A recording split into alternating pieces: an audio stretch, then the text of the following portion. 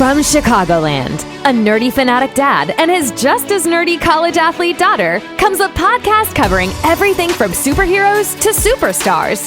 Everyone from all walks of life are welcome to join us on the Not Just Nerds podcast with your hosts, Heath and Kaya.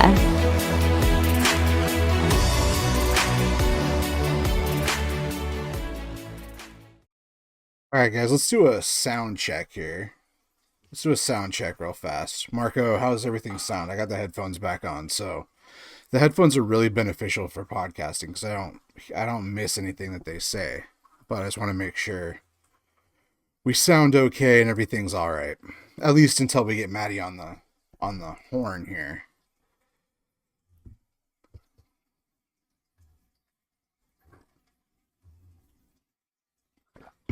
What's the sound issue?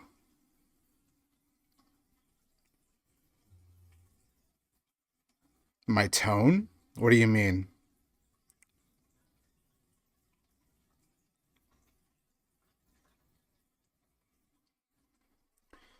I don't know why Dom's been so mean lately.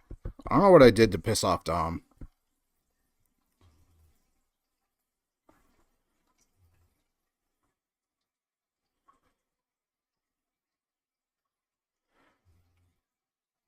Is there actually a sound issue, or are you guys just fucking with me again?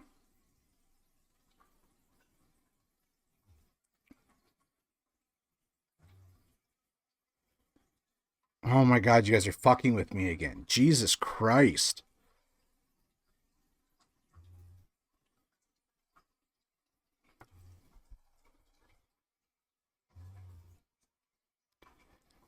Christ on a cracker. And I can't really Bill O'Reilly. I haven't heard Bill O'Reilly in a long time, so I couldn't even try to imitate him if I needed to. I can only think of him when he's screaming. You know? Fuck it! We'll do it live!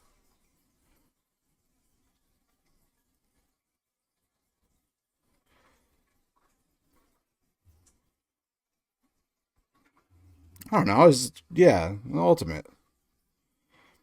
What's up, Savage? Guys, this one's gonna be really interesting. All of our podcasts have been interesting in their own right, but this one I think is going to be rather intriguing. Maddie's got a lot of things that people are really interested in right now, specifically with being a pilot. I hope everybody checked out the Discord that has the picture of her doing the Highland Games. If you have no idea what the Highland Games are, I recommend you Google it while we're talking, because I'm going to have her explain it, obviously, but it's just a very interesting thing that she does. We're going to talk college volleyball. We're going to talk all sorts of stuff. Go to the podcast one. I don't even know what she's doing. She's got like a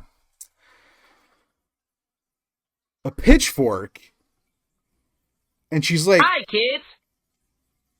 She's like hucking it over like a bag of something over a bar.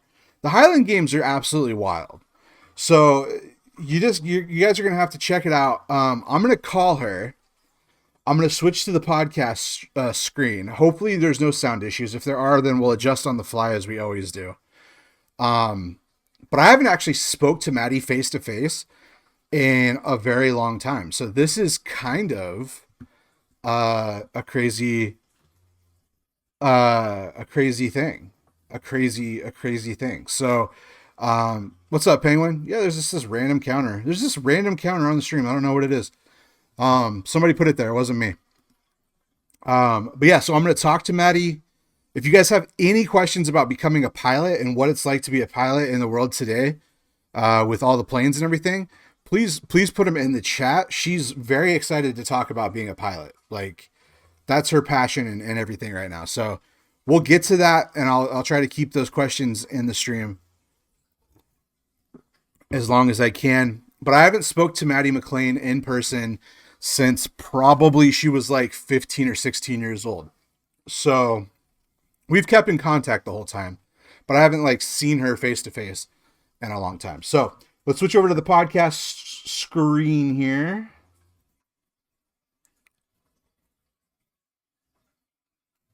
I have no idea, Dom. No clue. I have no clue. It's just randomly there. It's just randomly there.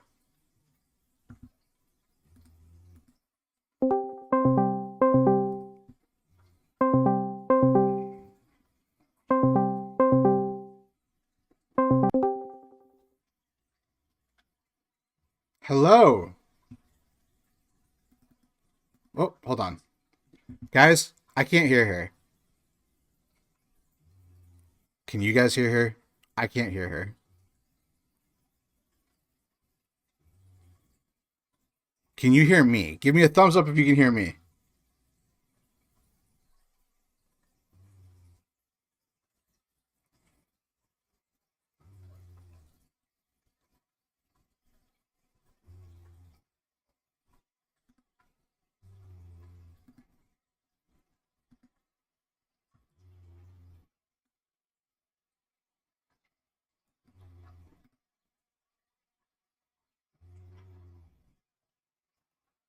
Hold on, guys. We'll figure it out.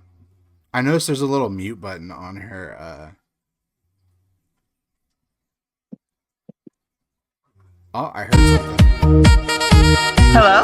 I can hear you. How's it going? Good. How are you? I'm good. Sorry, I, that sucks. My computer won't oh, connect. no, you're fine. You're fine. I've been trying to figure this out. This is like my 6th episode, so like every time I do it, there's something wrong. I'm waiting for the chat to tell me if there's an echo because I've been having echo issues with past guests. So don't worry about it. Okay. How are you though? I haven't. I was just telling everybody I haven't actually spoken to you like face to face since like I don't know. You were like 16, maybe. Forever. It's been a while. It's been a long time. Yeah. Um, so what do you like? I know what you've been up to. So the way this will work is I'm going to talk to you a little bit about a couple things, like kind of like leading up to the point that we met each other, and then we're going to talk about all the fun things that I've been promoting about you, your flight lessons slash becoming a pilot, your Highland games. I wore this hat specifically for you. I don't think you can see it, but if you look very closely, it's BMCC 2019 baseball reunion for my dad's baseball team that he gave me this hat. So I wore No way. yeah, so I wore this just for you. Um so we'll definitely talk about that. And then I've got 2 viewers who are probably the only ones who will be interested in this outside of you and I. But Pendleton, Oregon, we have to talk about it because one of them was born in Pendleton, the other one lived there. Um, Oddly, like we were like we're best friends now, but like we didn't know each other even though we went to the same school until we met in Idaho. So, um, it's kind of a fun little wrap everything into Yeah, to a ball. Um, absolutely. but first off, how's your family doing? They're great. Good. They're great. My parents actually might be relocating. Just Oh, crazy to think about. They might be going to Texas. Texas. Just for some job opportunities for my dad. Okay. And then, yeah, so that's been going on. My sister is a sophomore right now. She's studying um, geosciences, I believe, Wow. at BSU. She's doing an emphasis in hydrology, I believe. Wait a minute. Chaos, did you hear that? I have a hydrology major in my chat. That's interesting. Okay, I can't okay. believe I can't believe your sister's in college. That I actually know. that messes with me more than you being older.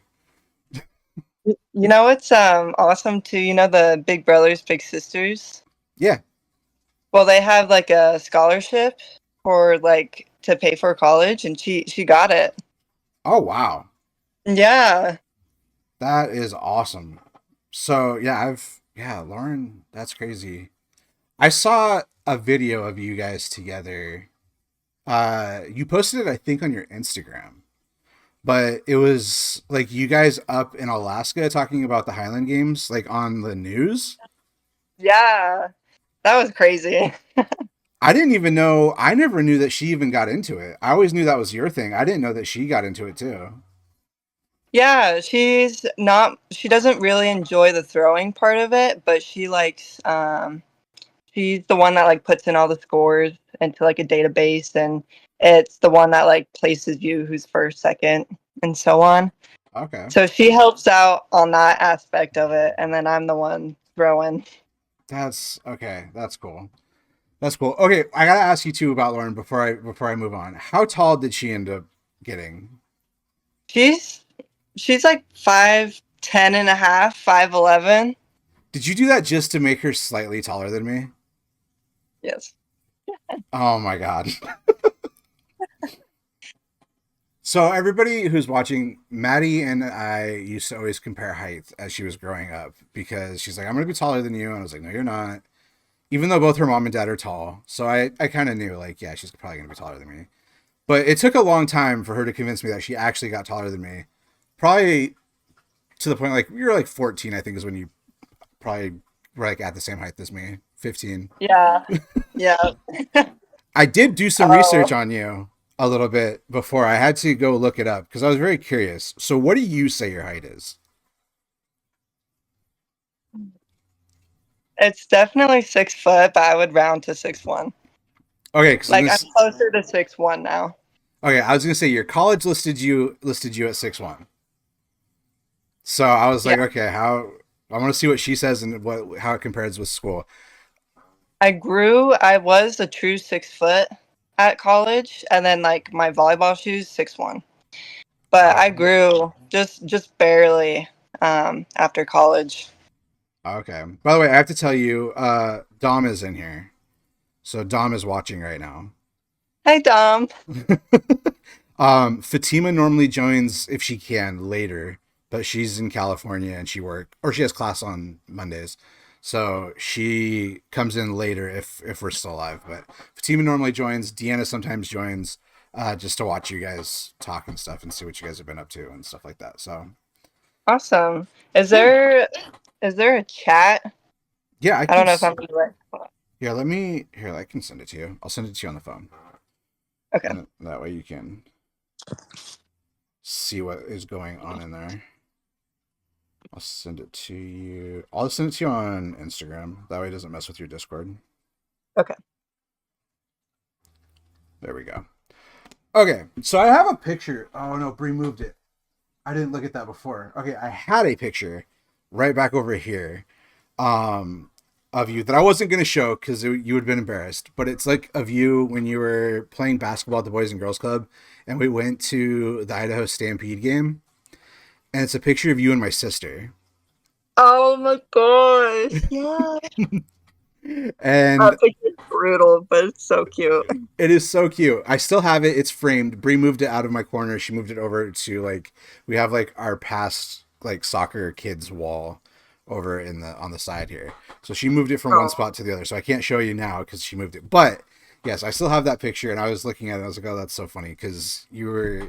That's the first time I actually met you, if you remember, is when we were at the Boys and Girls Club. There was like a basketball league that they did like inside the club, and it was like Noel, me, Dan, and one other person got to coach, and it was like we played our teams against each other, and you guys were in like fourth or fifth grade at the time, Yeah. Yeah, I and remember. yeah, we got to draft our players, and I drafted you number one Nice. because you were taller than everybody, and I was like, I want Maddie. Um, and I called you Maddie O'Neal because I called you like Shaquille O'Neal because like you would just like rebound over everybody and just put it back in. Um, I'm surprised you remember that. That I don't remember if was so fun. yeah, it was fun. I don't remember if we won a lot of games or lost games. I don't remember any of that, but I just remember like you were on the team and it was a lot of fun. And then you ended up playing soccer for us, and that's kind of how we got to know each other over the years. Yeah. So, um, with your childhood, I want to ask you. So you played. What was your first sport that you ever played?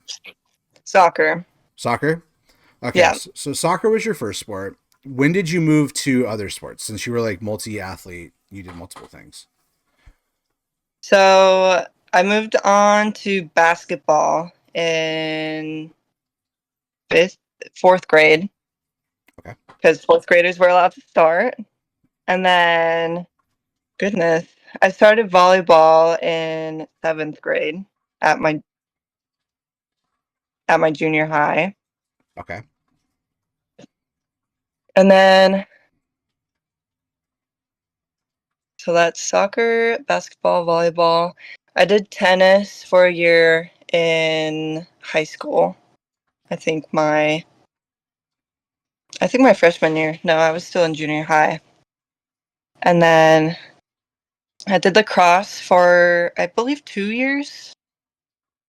Oh wow, I didn't even. Why do I not remember this?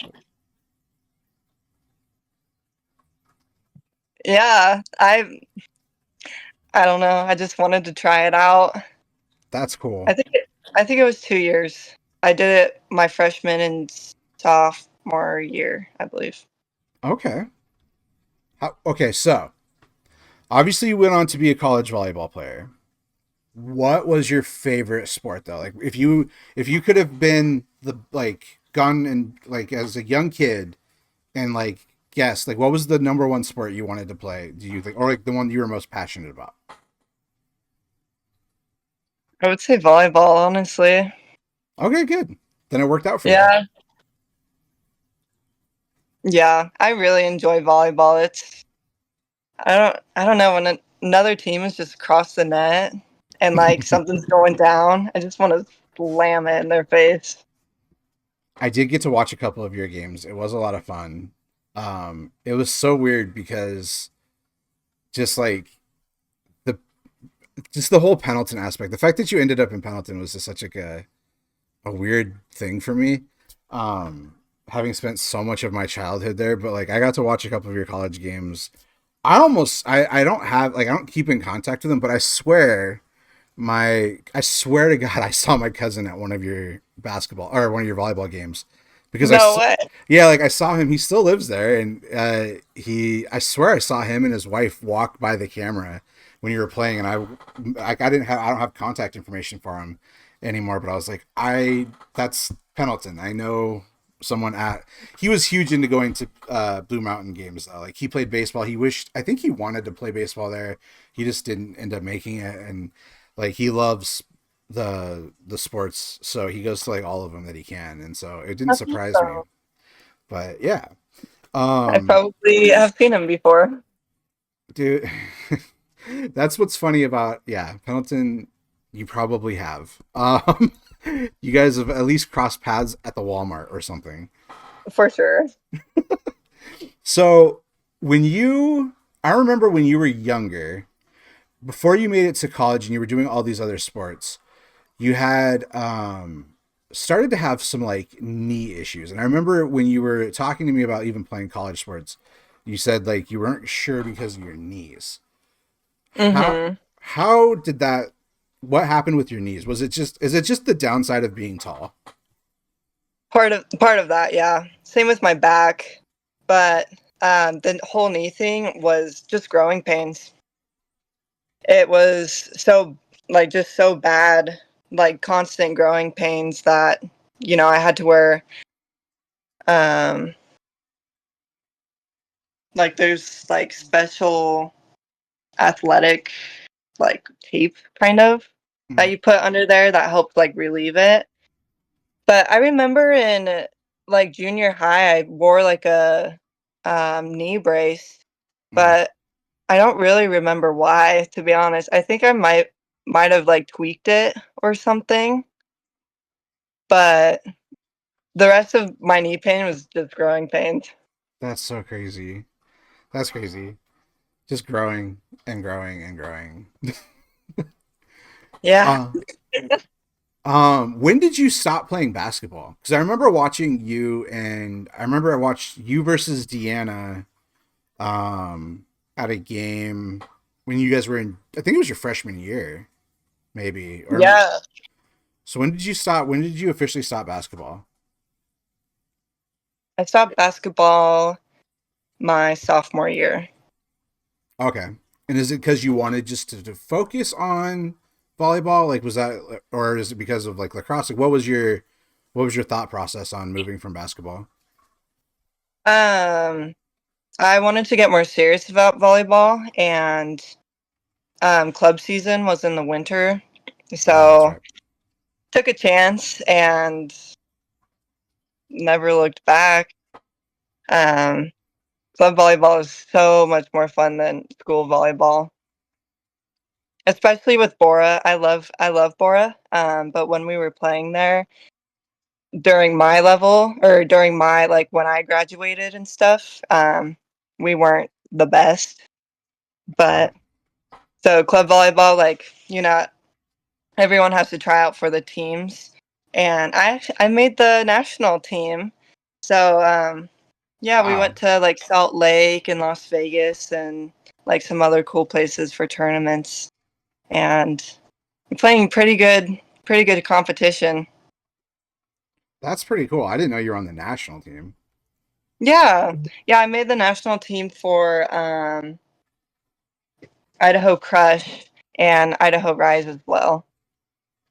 Okay, that's really cool. I know Bree has a former coworker from Micron who's like a coach for one of those clubs now. I don't know if he knew you or not. Now I'm trying to remember if Bree ever. Now I have to text Bree real quick because I can't remember if he came after you or what. But I know there was like a connection there, and I'm gonna ask her. Also, there's a connection that my whole life I've never gotten to really ask you how this never came up. How your dad just never brought this up ever. Your dad has known my dad for as long as I've known you, basically. What? Yes, they worked together. My dad and your dad had worked together at Micron forever. No way. Yes. And so like they know each other. And I've always wondered like how did he not like maybe he just didn't put it together. Maybe he never even knew my last name. I don't know. But I was like, there's not a lot of Dragers out there. So I'm like, I assume he may have known it and just never said anything, or if like it was because your dad was always funny. I've got tons of pictures of like your dad like photobombing the team in pictures and stuff. So I was just like, was it just like a quirky thing that he was doing? Was it, like keeping it to himself that like I know your dad? Like I just didn't know, but yeah, he knows my dad. They've worked together at Micron for like forever, and then my dad left Micron uh, at one point, and I don't know if they work together anymore, but I don't think they do anymore. But he went back to Micron later. But yeah, for a long time they've known each other, That's crazy. I'll have to ask him about that. right? Yeah, be like, hey, do you know Rhett? And he'll know. Yeah, he'll know who my dad is because my dad's like, oh yeah, I know him. Yeah, That's weird, crazy. weird small world. But the fact that that never came up, like it was crazy. Yeah, like how am I just knowing about this now? Yeah, I don't even know how I didn't bring it up to you. I have no idea how I never brought that up to you. That's crazy. Okay. Um, Reaching out to Bree now because, yeah, I'm in the basement. She's upstairs. She's doing her other thing, so I'll see if she even sees it. Um, so I want to talk to you a lot about the two aspects, the things that I think people are most interested in, um, especially right now. You're becoming a pilot, and it's been a very big topic on my streams with everybody like being freaked out to travel because they're like, why are all the planes crashing? Blah blah blah. It's like, hey, well, I'm gonna have a person who's training to be a pilot, and she can tell you if planes are safe because I've never flown a plane. So I'm gonna jump just into that, and then we'll bounce back to Pendleton in a little bit, and then we'll just kind of bounce around because like that's just where my mind is right now. Like I'm really interested in you becoming a pilot, and the first question I have for you is being 6'1". Do you have to like? Is it uncomfortable in certain cockpits? Like I feel like being tall would be a disadvantage as a pilot. Um, I don't like not really, honestly. Um, Smaller plane. So I fly a light sport. So it's already like a small plane itself. It's a two-seater. Um, but I have to put the seat all the way back, and then it fits my legs perfectly. Okay. Um, I've been in a Cessna. I haven't had any troubles with that. And then we also have a Piper Archer, um, but I've only sat in the back of it, and I will say the back seats are a little crammed for me. How does okay? So my first thing. So you tell me all these planes right out the gate, and I'm like, okay, I know obviously Cessna. I can imagine the kind of planes you're flying in.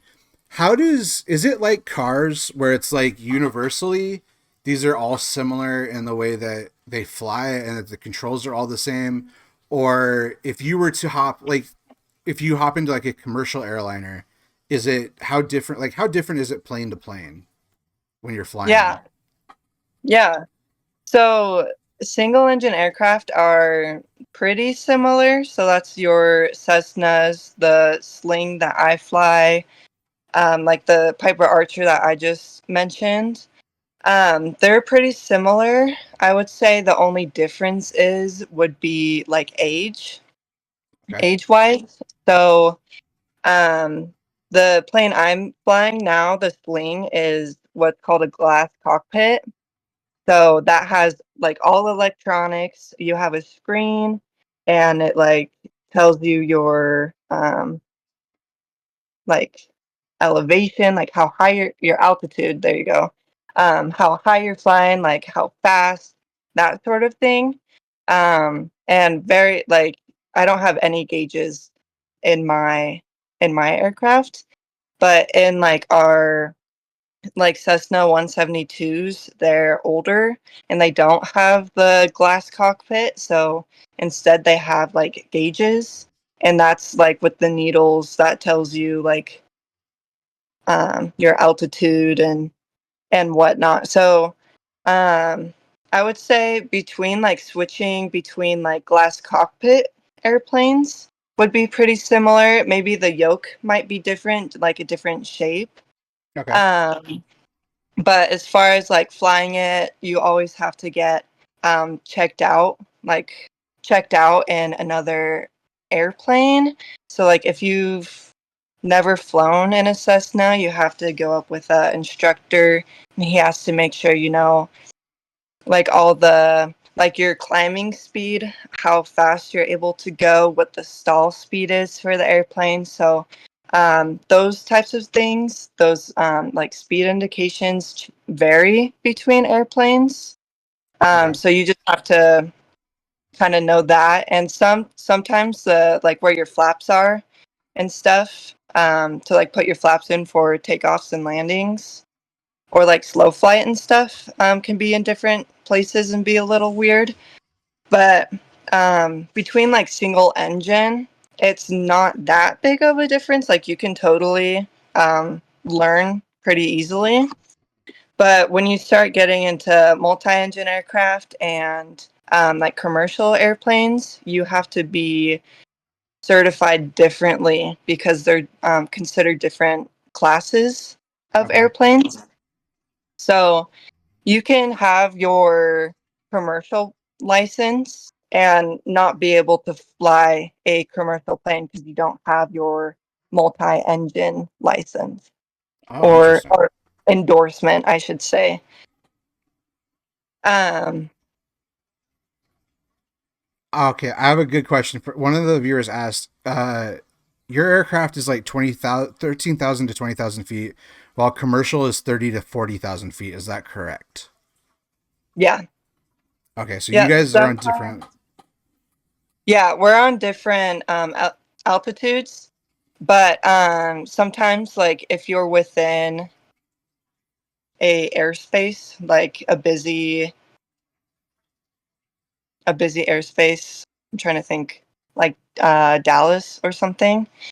Um, Airliners could be flying in the same elevation just because they're trying to get in the like flight path. But Okay. besides that, they'll be all the way up there, and Okay. they fly at like I don't even know how fast. And small aircraft only go probably 100 max, 100 knots max. Okay, so I have so many questions for you. I have so many questions for you. Bring I'm them going. on. Okay, so have you ever been to Chicago? No. Okay, so at the Chicago airport, O'Hare, they have two in Chicago, but O'Hare is the big one. And like it's just constantly you watch there's just a constant rotation of planes flying over the lake and like circling to wait until it's their turn to land. And so like if you ever fly into it, like you get like a good shot of the lake because like you have to go over it a couple times or whatever. So when you're in at like the Boise airport and you're doing your rounds and stuff, do you have like I remember flying like when you fly into Boise, it's a pretty steep drop like from Yeah. altitude. Have you gotten to the point where you're doing like that sort of like major drops and like are you landing the planes at this point? Like are you able to take off and land and are you doing like the whole like how far are you now? Yeah. Yeah. So I'm endorsed to solo right now, so I'm able to go up in an airplane by myself and fly. So I can do all the landings and takeoffs. I can practice stalls by myself and do like other maneuvers. Stalls are a little scary, but once you do them a few times, you get I pretty comfortable with the aircraft. And my stomach dropped when you just said that. That freaks yeah, me out so much. yeah, it definitely like my first time doing a stall was definitely scary. My instructor did it for me so he could show me how to do it, and then he was like, "Your turn." Um, it's something that like they talk you through it and they make sure you're comfortable, but it's just one of those things you have to do it a few times and then like you get comfortable with yourself and the airplane. I don't oh boy. Okay, so where did this passion for flying come from? Where did this like what did first of all what did you get your degree in at BMCC and then how did you decide I'm going to be a pilot? So I got just an associates of arts because I Okay. wasn't really sure. And then I kind of just woke up one day and was like, that sounds cool. That looks cool. Let's try it. Oh my And then, goodness. yeah, I booked a discovery flight. It's where they take you up and you're able to take over the controls a little bit.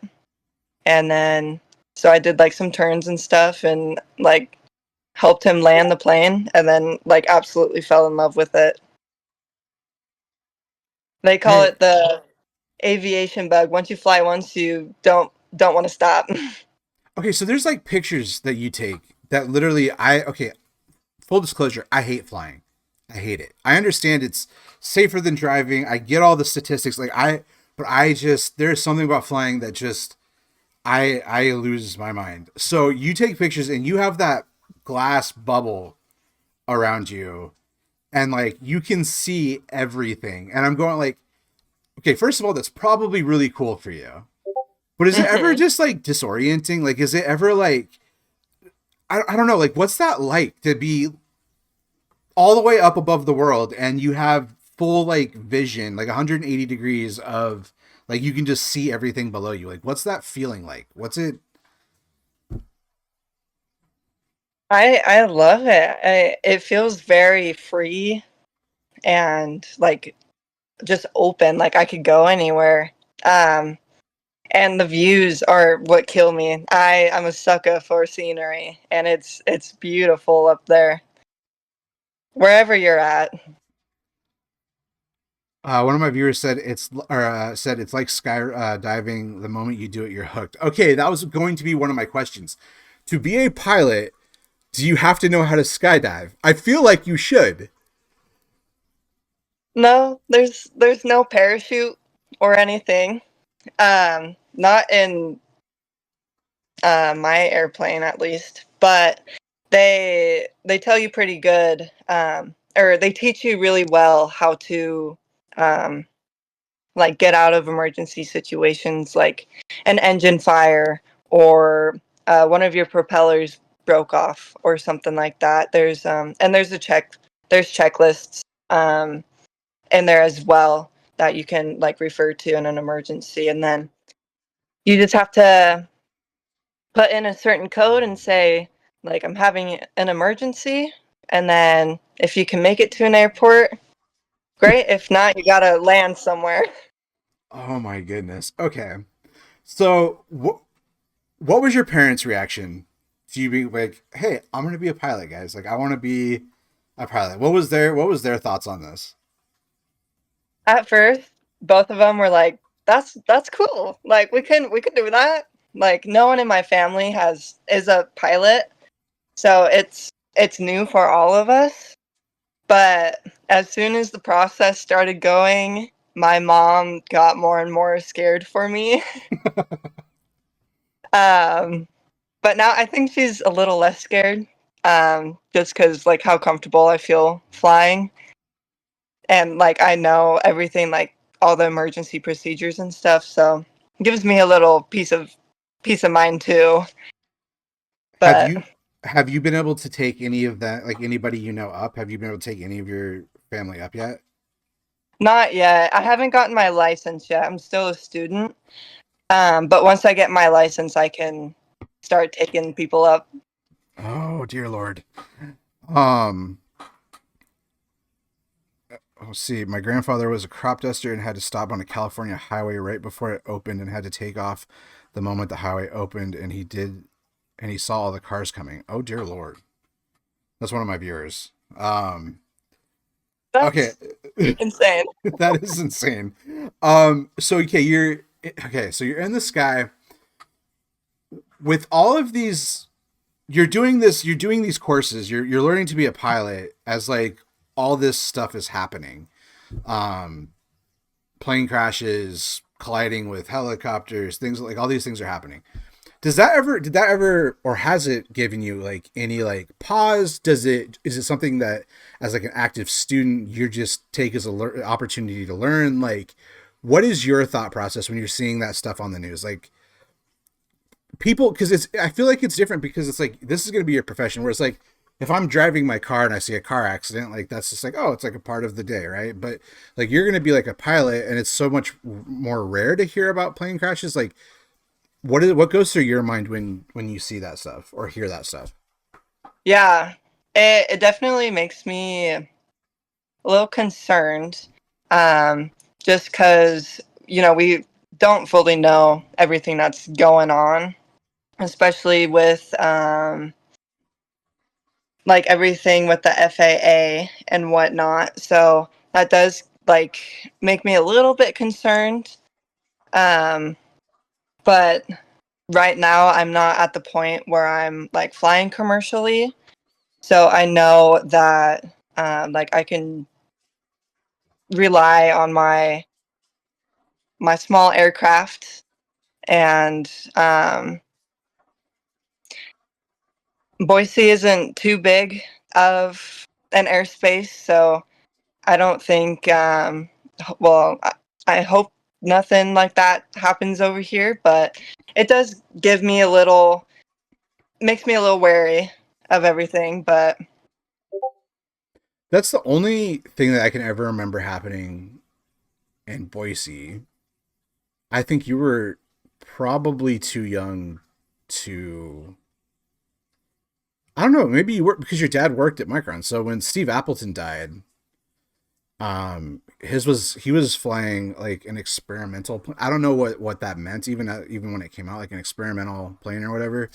mhm. Um, that's the only thing that I can ever remember really happening in Boise the whole time that I've been like associated with the city. So, and I have no idea what happened to him in that situation. I never really followed up with it, but yeah, I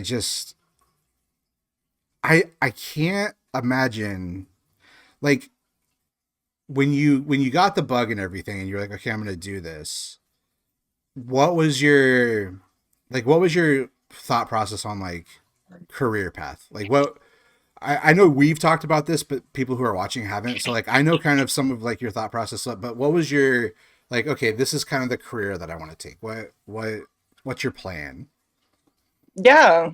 So I kind of have like two like separate plans. I think eventually, like throughout my life, both of them will happen. It's just which one comes first. But um, one of the things I want to do is just fly people around privately. So kind of be like their private pilot and maybe like families on vacations and stuff. So I kind of get to travel as well. And then once I build up my hours, I want to um, either like work for the Forest Service or like closely to the Forest Service and either help with like fire sightings or like putting them out or life flight, just something along those lines. There's like one more thing I think would be cool, but I don't know because it's such a small knit thing if it would even be possible for me to do it. But I'm a huge like animal person. I love animals. And I heard there was this program that flies to shelters that are overstocked and then they'll fly those animals over to shelters that like don't have any at all. So you know they don't get like euthanized and stuff and they have a better chance of adoption, and I would absolutely love to do that. I just am not sure where I would start with that. That would be amazing. Because I know, so I don't know if she was flown, but this little girl here, Rose, can you stick your head up? She's she's not much of a, she's sleeping. Let me see if I can get, this is Rose. So she's a little rowdy. Um, they did something like that for her. She was found in Nashville, but the shelters there couldn't take care of her medical needs and stuff, and so a shelter in Chicago wanted her, and they somehow got her over here. Um, and so I'm assuming maybe they did something just like that. Also, some Oh, also something that everybody knows about Maddie, if you grew up around Maddie or her family, is you have like a history of like gigantic dogs. yeah, and we still do. What I don't want to say because they weren't. Were they Saint Bernards? We had a Saint Bernard, and then we had a Great Dane, and then we had a English Mastiff, and now they're smaller dogs. We have two Great Dane mixes now. My goodness, big old dogs, big old puppers. Um, Vin. You can ask any questions that you have. She's here for all the airplane questions. She was very excited to take airplane questions. Um, yeah, I just wanted to bring that up because I showed my dog and I was like, anybody who knows Maddie knows that she's always had giant dogs. Like I took Kaya to your birthday party and I remember being met by a dog that was like as big as me and I was like, holy cow, this is a big old dog. Yeah, I think that's when we had our Saint Bernard, I think. Yeah. It was a sweetie though. It was a sweetie. Yeah. Deanna just joined. Hi, Dee. Um, but yeah, so all right. What's the scariest thing? I'm assuming okay, let's take out the stalling. Like what's the most naturally scary thing that's happened to you since you've been up in the sky? Like Yeah. naturally occurring thing. Yeah, I already got one. Um, so I was flying with my instructor and it was a little windy, I would say. And a just wave of turbulence hit us. And normally like turbulence isn't too bad, like you can control it really well. But just a wave came just right at us and it knocked us like 150 feet in like 2 seconds. And he has an iPad, and like it hit the roof of the airplane, and like you could feel like the drop in your stomach. It was insane. I was like, never again. No thanks. Are the little planes that you're in, are they more susceptible to like rough turbulence because they're smaller? Yeah, because they're smaller and lighter, especially with turbulence generated by other aircraft. Um, you can definitely feel it a lot more. There's a rule with people who control the tower. If you have like a commercial airplane take off before like a general aviation airplane, like the smaller airplanes, you have to wait 3 minutes so the turbulence can settle down, so the smaller airplane can take off. Oh wow. Hmm. I need physics majors in my chat. Because like, how is it stick? How is it like? What's it doing for 3 minutes with ripple effects? That's crazy. Um, that's insane. I never even thought, but it's the same as like a boat, I assume, right? Like if you go and you're on like a jet ski and you go by a big boat, the same ripple effect. Like I imagine, uh, that's the same idea. It's that ripple. You could Yeah, and get zero lift from turbulence. What is zero lift? Maddie, what's zero lift? like you can't um, like get more elevation if like altitude. Oh, okay. You can't gain any. So what's the furthest you've flown out of Boise so far? The furthest I've flown, I did a cross country to, oh my goodness, the small town in Idaho. It's kind of by Mountain Home area. Deanna, you drive Somewhere that in route that all the area. time. I'm not, I don't remember the name of the town, but like an hour and a half out, I would say. Deanna guessed Glenn's Ferry. Close. So what's the range capability on your planes?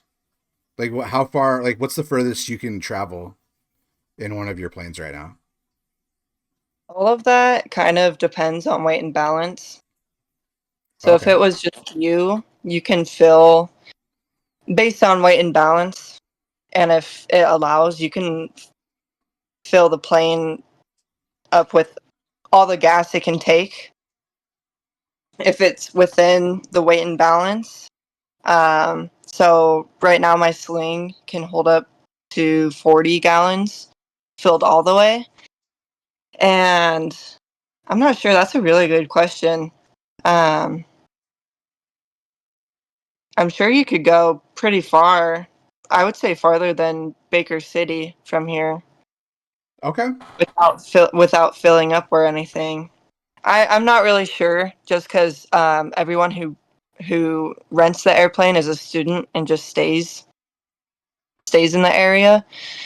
But like if you had like a passenger or any baggage, you'd have to weigh them and figure out weight and balance, and then see how much fuel you can take.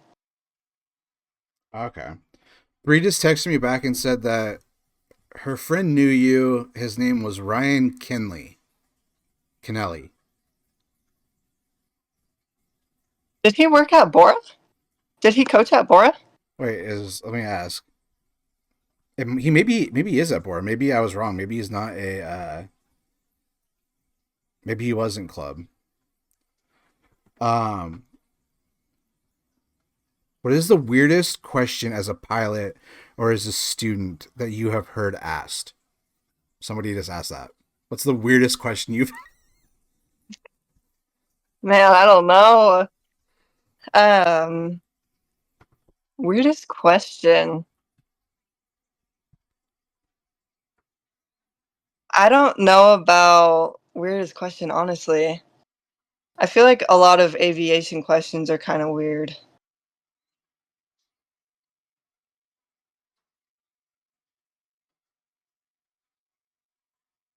Well, let me ask I, you I, this: Do you like? This is just random. I just thought of this because you're talking about weird, and I don't. My mind's just weird. Do you like the movie Top Gun? I haven't seen the new one, honestly. But have you seen the old one? Yeah. Okay, do you like the? Because I've only seen the old one. Yeah, I like it.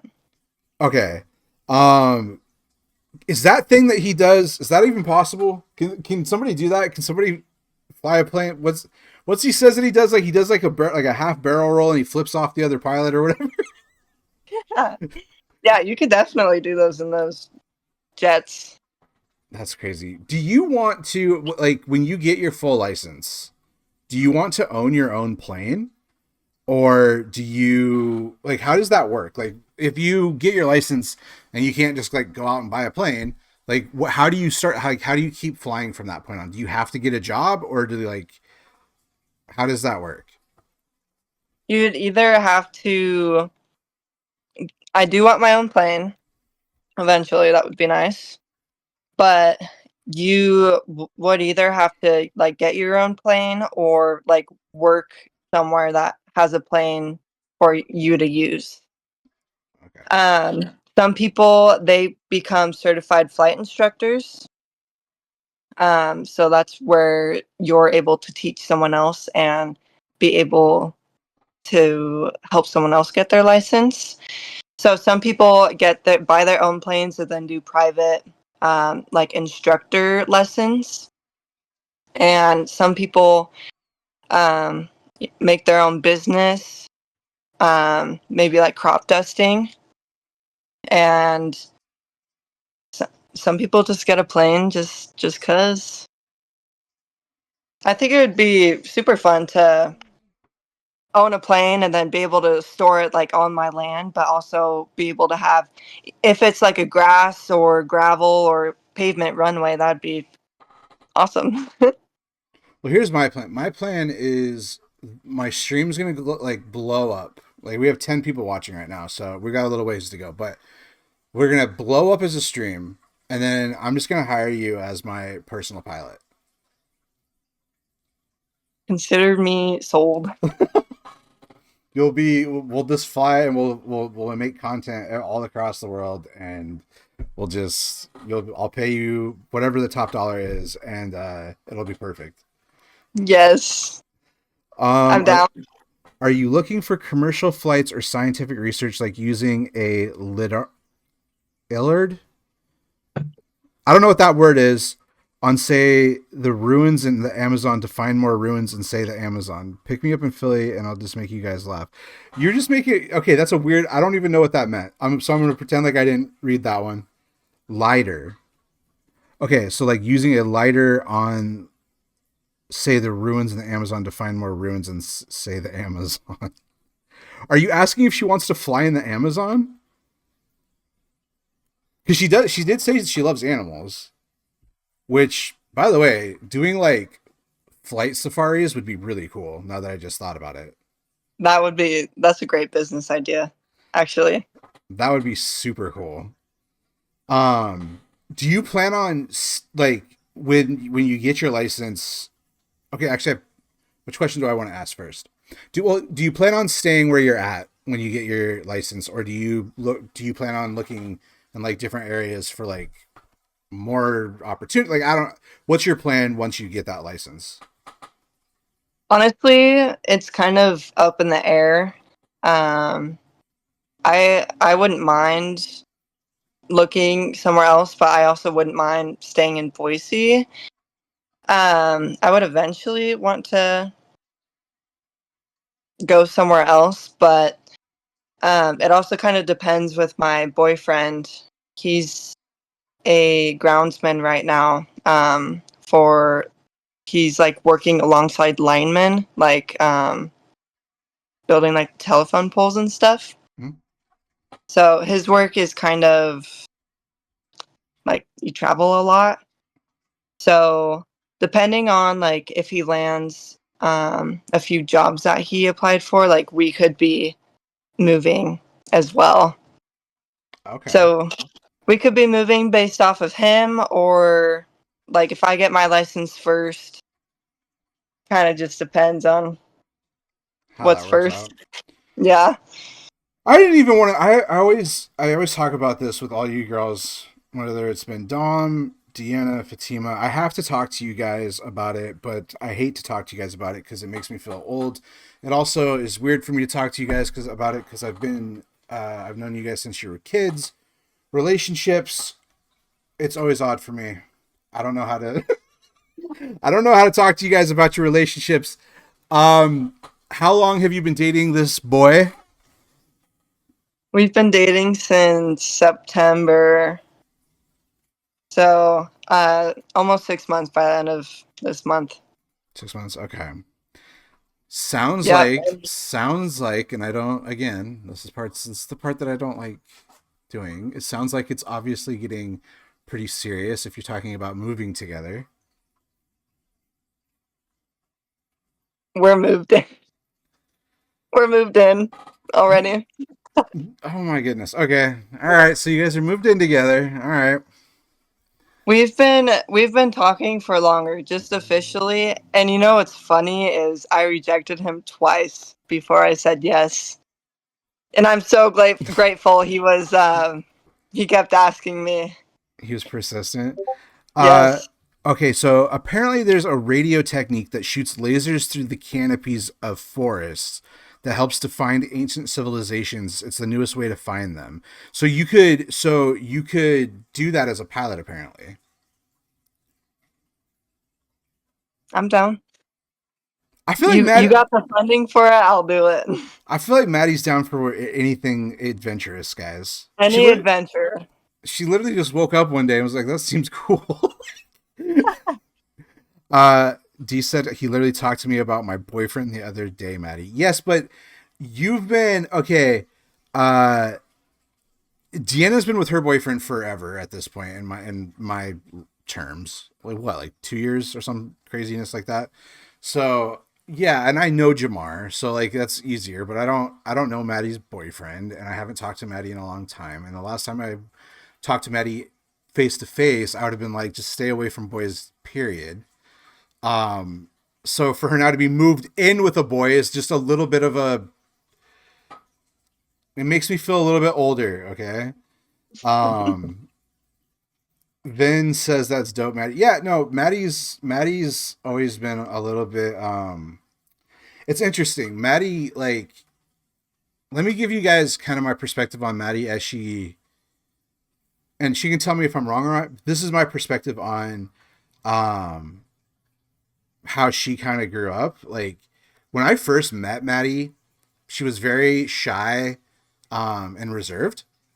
I think a lot of that might have been because you were taller than a lot of people, and I don't think you felt confident in that.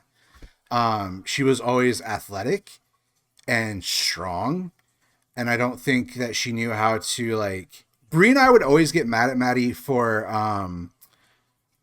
not being more physical on the soccer field. Cause like you could destroy these girls, but like you were like, I don't want to do that. Like you at that point in your life at 12, 13, you were like, that's like, you were still reserved. Like you didn't want to do that. And then like, as you've grown, I've seen you just gain confidence, like almost every year that you've been alive, like really since you started high school. Like, it's like, you've just gained confidence more and more and more. Is that fair to say? Yeah, 100%. Which is awesome. Which is awesome. Tell Maddie about the forest fire idea. Which one? Deanna, you're gonna have to remember. You're gonna have to which idea? I don't know what she's talking about. I forget these things. Um, okay, so other thing, the next airplane question I had for you. First day that Maddie has her license and you're allowed to fly by yourself and you get to take off and go do your own thing. And this is Maddie's first alone flight. What do you want? Like, I remember my first car drive by myself. Like, what does Maddie envision doing for her first solo flight by herself where she's just like licensed and you're free? I really want to fly to Coeur d'Alene or like Cascade or McCall area and then just like have lunch. Like, I think that'd be so nice. And That's, like just have lunch on the lakes up there or something. honestly, that's badass. That's so badass. Like to imagine just like driving. I'm gonna go get some lunch in McCall. I'll be back. Like, and you're just gonna fly off and do it. That's so cool. Yeah, what's so nice too is flying, makes it so much more quicker. So, you want to go to McCall, okay? 40-minute flight, or however, 30 minutes probably. It takes me longer to get into the city, like driving. Like this is crazy. She's cool as hell. Yeah, she's cool. Vin, I'm telling you. Would she be certified like help? Yeah. She's talked about you missed that part, Deanna. Yeah. She would like to help do forest fires. Fire spotting, she said, or even dropping water on forest fires and stuff. She would be totally down to do that. Would you be certified out the gate with your license to do that is what Deanna wanted to know. Not this license, but my next two licenses I would be able to. Okay. How long does it Or take? Like how long? What's that like time frame look like to get like your each license that you're looking at? it's about like a month to a year, I would say.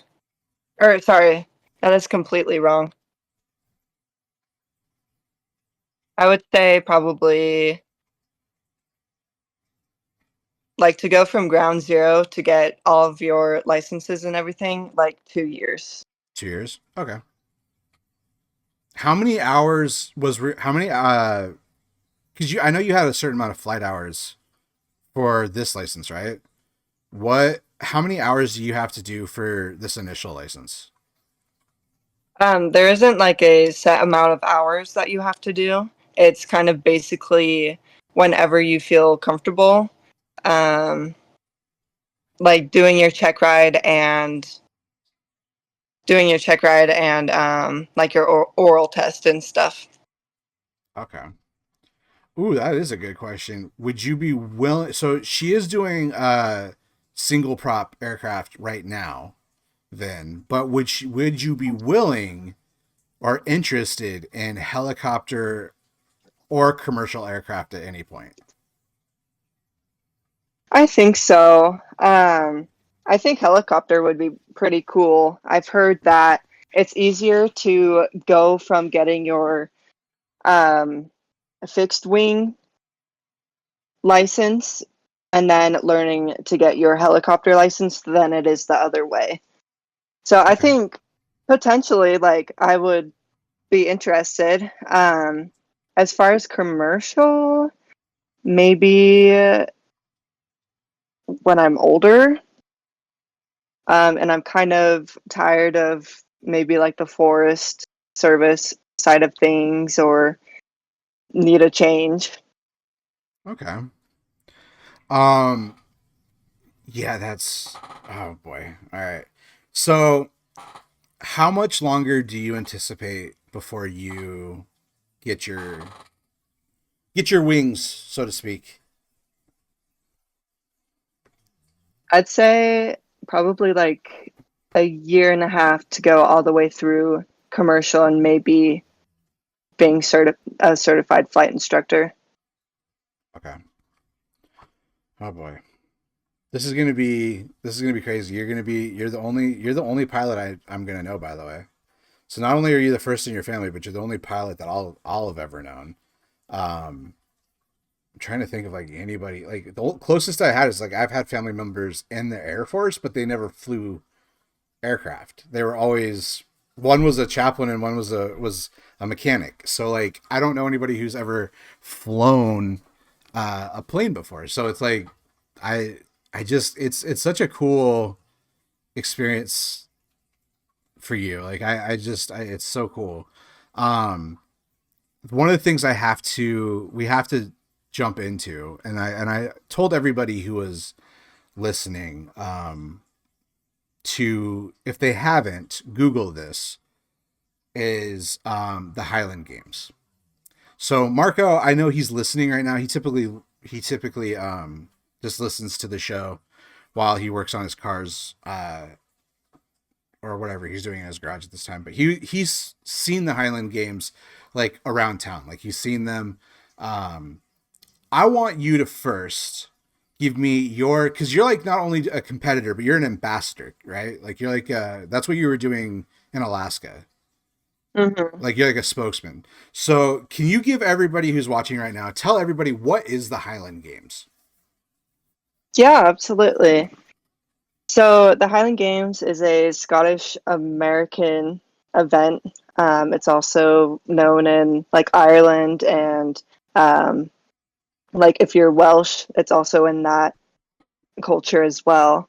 But basically, what it is it's a group of athletes who compete against each other. We wear kilts. Some people wear it with their tartans, or there's other tartans like for your family name, or like if you're in the Navy or something, you can get a special tartan where we throw heavy things distances. We also toss a telephone pole around, so that's pretty fun. Yes. So first of all, I never said your last name because I didn't want to like dox you. So I never said your last name, but I will tell everybody that you have a strong last name for this. For Highland Games, her last name is, it is like uh I don't know, it's just the perfect last name for the Highland Games. It is the perfect last name. That's as far as I'll get. I remember when you were a kid, if I remember correctly, you were like you started with not actual sheep, but like sheep tossing. Isn't that one of the things you did? Yeah, so it's called the sheaf toss. And basically, what it is you have like a pitchfork, and then you have basically like a hay bale, but it's like wrapped in burlap. And you basically like stab the hay bale and then try and huck it over a bar vertically. So basically, these games for anybody who's watching, like these are like ancient games, right? Like these are like games that people have been playing for a long, long time, and you can kind of tell with like the concepts of the games being like older, like throwing logs, like you said, and stuff. Like people have always looked for athletic competitions, and obviously, this is something that people found. How did your family? How did your family like get involved, and not just get involved, but become synonymous with really the culture of it in Boise? Like you guys are really like the go-to people almost. Yeah. Well, my dad actually got us into it. I believe he actually saw a like a poster of it at like a restaurant, and it was for like an upcoming games. And he went and checked it out with my uncle, and they both really liked it. They thought it was fun. They thought the people, the community was very welcoming and inviting. So then they met some other people who help out with the games, and eventually he got more involved with it. He started bringing us. Lauren and I started doing like the kids games, kind of helping the judges if we pulling like tape to help measure whatnot. We were always kind of there, even if we weren't participating. And then eventually, like when I grew up, I was getting more involved into it. And then I started throwing like in the women's classes, and I started doing really good. So I've just been I kept going at it since that. How many places, since I don't know this, like I said, the Alaska thing, Brie and I were like, holy crap, she's up in Alaska doing this. How many places have like you gone? Like, do you travel pretty often for this? Yeah, definitely during the summer is the busy time. But on January 1st, we had one here in Boise. It's called Frozen Stones. And then a few weekends ago on St. Patrick's Day weekend, we had one in Parma, which is about an hour out. And then we always travel to one in Montana, Libby, Montana. We go to Spokane, Portland. We go up in Albany, Washington, way north. Washington, and some other places in Oregon like Huntington, and yeah, then we go to Alaska That's as well. so cool. Yeah, Um, they're everywhere. It's just like if you're able to like travel to compete in them. well, then we got to get you into Chicago ones. Absolutely. We got to get you into some Chicago ones. What's the culture around it? Like, what? How would you explain to people like the community involved? Because it is something that I was doing a little bit of research on, and it's like it feels not like I don't want to like compare it to like a Renaissance fair because that's not what I'm thinking. It's like, but it feels like it's a very communal experience. It feels like the people are all very like socially connected. Is that a fair statement? Yeah. Yeah, totally. Um, the athletes, they're competing against each other, but they're always, oh, like I could totally record that throw for you, or do you want any pointers? Any way I can help out or anything? And same with the judges too. They want to see you succeed. Um, so they'll always help you out. And if you're not talking about throwing, I mean, people are always talking, right? And always having such good conversations. I mean, I've never seen a fight at the Highland Games before. And even with the community, like people will come from the city to watch, but also the vendors are local. If it's food or if it's like crafts or whatnot. So, and there's people that like local dancers sometimes for like Irish dancing and stuff. So all of it is very local and community and close knit, but everyone is very um, welcoming and supportive, and it's a great atmosphere to be around. It's very enlightening. So I have to ask. This is a funny question to ask. Uh, Kilts. So my grandfather on my dad's side is Scottish, or was Scottish, Scottish descent. And I feel like anybody who's watching who knows anything about kilts, I know your answer. I know your answer. Um, but traditionally, kilts are not necessarily worn with anything underneath your kilt. Um, that is not Maddie. Let me just say, everybody, Maddie does not do that. But has anybody at the Highland Games ever rock it straight traditional? Yes, That's crazy. unfortunately. Unfortunately. On our on our equipment trailer, we used to have a sticker that said "Caution, high winds," and then it had like a kilt, a man's kilt up. Oh boy. That's Yeah, crazy. but I think most of the games now it's required. Um, I think there's been too many instances where a kilt was accidentally ripped off in front of a crowd of people. So I think they're cracking down on it now. Oh, cracking down. What a term. Um, it's Vintros to me. You're welcome. No, Vin. Do you ever have anybody from overseas come and compete with you guys? Like, have you ever met Yeah, anybody? yeah. When I was in Alaska last year, actually, it was the World Championships. I don't remember for what class. I think it was like pro athletes, Okay. but we had people from all over the country. But also, we had a lady from Australia come and a lady from, I want to say Italy come to Alaska. And with those sorts of things, like I think last year there was also a world championships in Sweden. You have to be invited to. So your scores have to be good enough, the best of the best, and then you're invited to throw at these games.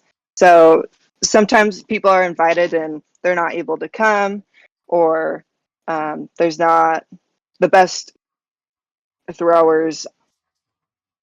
I don't know, are mainly in the US sometimes, but almost always there's someone from Canada coming down to compete. I love it. The half Canadian in me loves that. What's your favorite? Like, what's your favorite competition? I've seen pictures. If you knew who her full name was, you're all over the internet.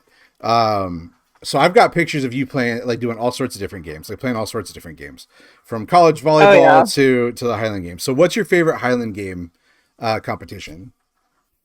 I would say either the sheaf toss with the pitchfork or the caber toss, which is with the log in front of you.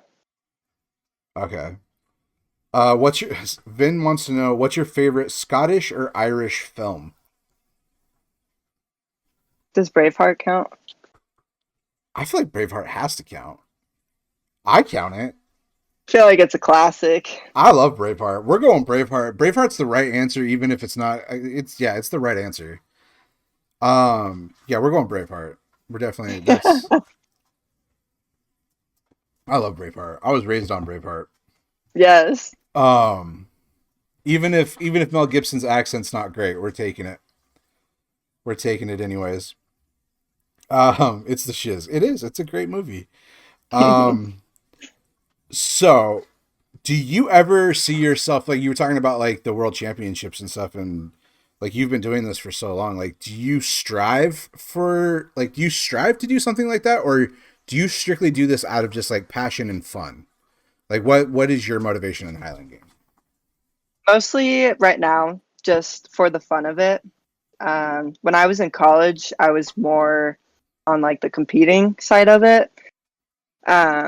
But right now, just for fun, I think eventually I would like to get more serious into it, start lifting more, and just building more muscle mass, and then kind of killing it at the games. But there's a lot of strong women out there, and there's rarely anyone around my age.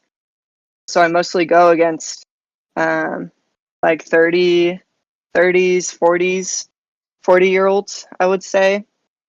So I think eventually I would like to be more serious and get more into it. Oh man, do you feel like when you say that, do you feel like being this younger ambassador for it, do you actively try to recruit other women to do this with you?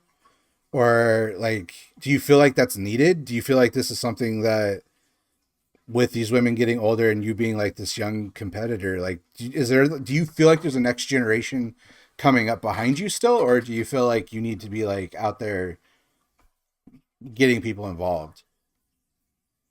Kind of half and half on that. I know there's still like a younger generation that's very interested in throwing, because we still have like junior classes for like teenagers who are interested in throwing.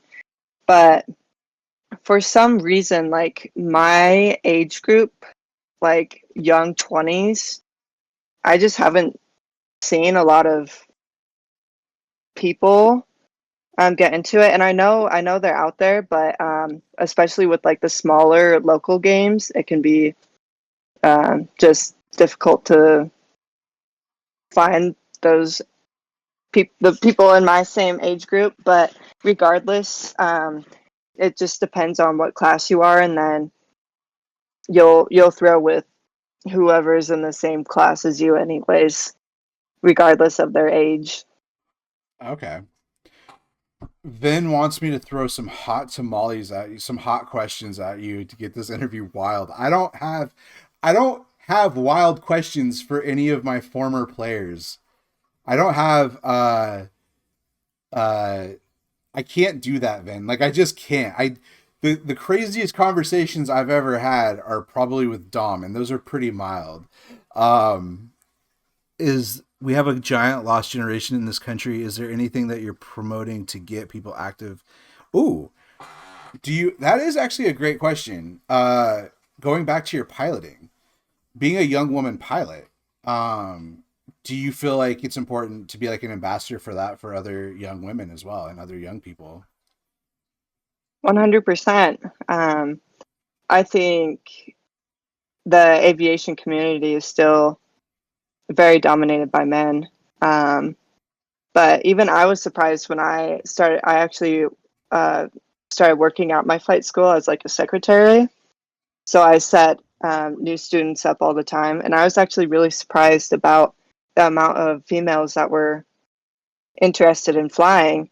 Um, a lot more than I expected, but I think it would still be really cool to kind of represent that and maybe put it in like some other younger woman's ear that like that's totally a career path that she can go down. It's cool. Yeah, no, I didn't really think about that. Yeah, no, that's you've taken on two parts of your life that are pretty much untraditional at this point for young women. So that's kind of cool. As far as Thanks. yeah, no, I think that's really cool. No, Ben, if you got a hot question to throw at Maddie, you can put it in the chat and I'll ask it. I don't. Well, that's actually not true. Depending on what your question is, um, uh,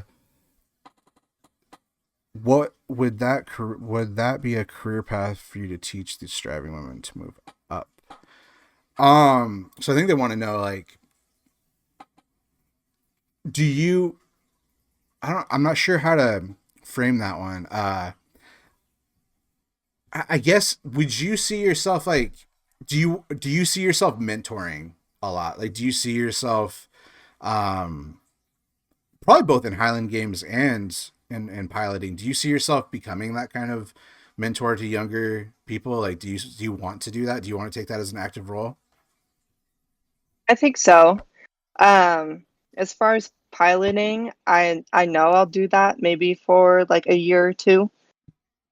Um, I don't think I would want to do that like long term, just because you can get better opportunity. Like I feel like I would enjoy the other opportunities more.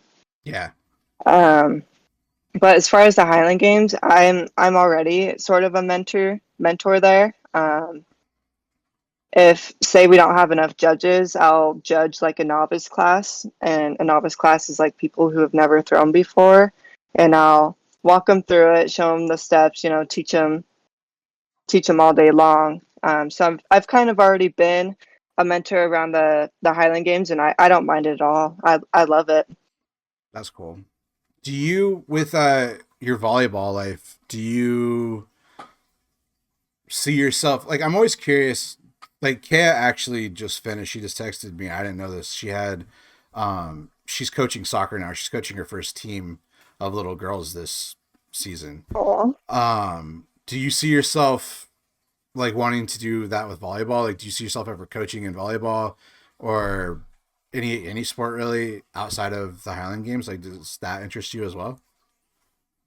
Yeah, it was actually I started co-coaching in the fall for Bora's volleyball team. Oh, that's awesome. Yeah, then I'm doing it this year again, and I plan on doing it for a while. That's really cool. That's cool. Back at your high school. Yeah, I didn't have Bree and I didn't have that opportunity. We didn't get a coach at our high school. We got a coach against our high school. So and we beat them both times. So we were very happy with that. That was our whole goal with nice. coaching. That's all we wanted to do. When we coached Capital, we were just like, we just got to beat Meridian. Like that's all we have to do. Um, yeah, that's cool. You're doing that. You got so much going on with See, that's yeah, you're like you're a busy person. So I appreciate you taking the time to do this with me. Um yeah, How have you? Okay, so this question I haven't. I should have asked this to other people. I've thought about this. Um, Fatima made me realize I should have been asking this question. Have you been back to the Boys and Girls Club at all in the past? Like, I don't know. When was the last time you've been back there? I actually went back, I want to say in August. Nope, August last year. Oh wow, I have not. Okay, so you've been back sooner than anybody that I know. How was that? It's insane in there.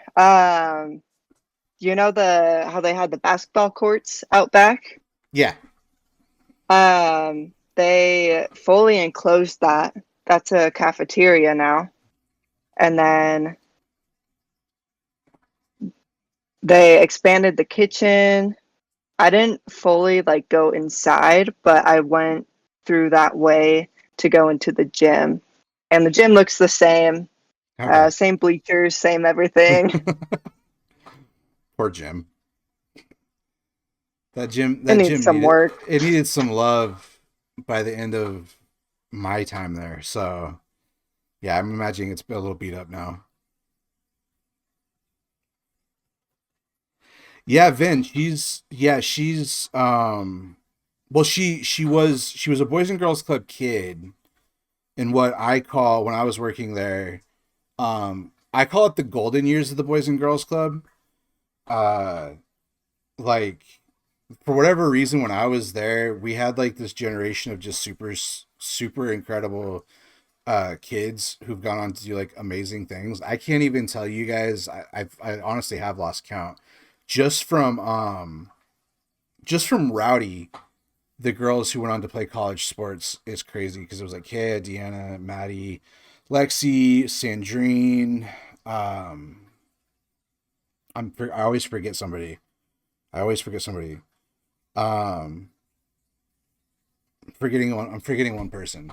Um, there were six though. There were six girls from Rowdy who went on to go play college athletics, which is crazy. And then like every single one of those girls that we coached for the most part has gone on to do incredible things like be a pilot or go on and they're getting their master's degree in this or they're doing something that's just really crazy. Like that group, for whatever reason, was just really a special group of people that Brie and I got to be involved with. That's why we've started our first six episodes with former players because yeah, like all of you guys have done so much stuff and now it's weird because I'm at this point in my life where I have to go back in May for my first wedding and I'm not really ready for that. And so Maddie's not allowed to get married. I tell this to all of them. You're not allowed to get married.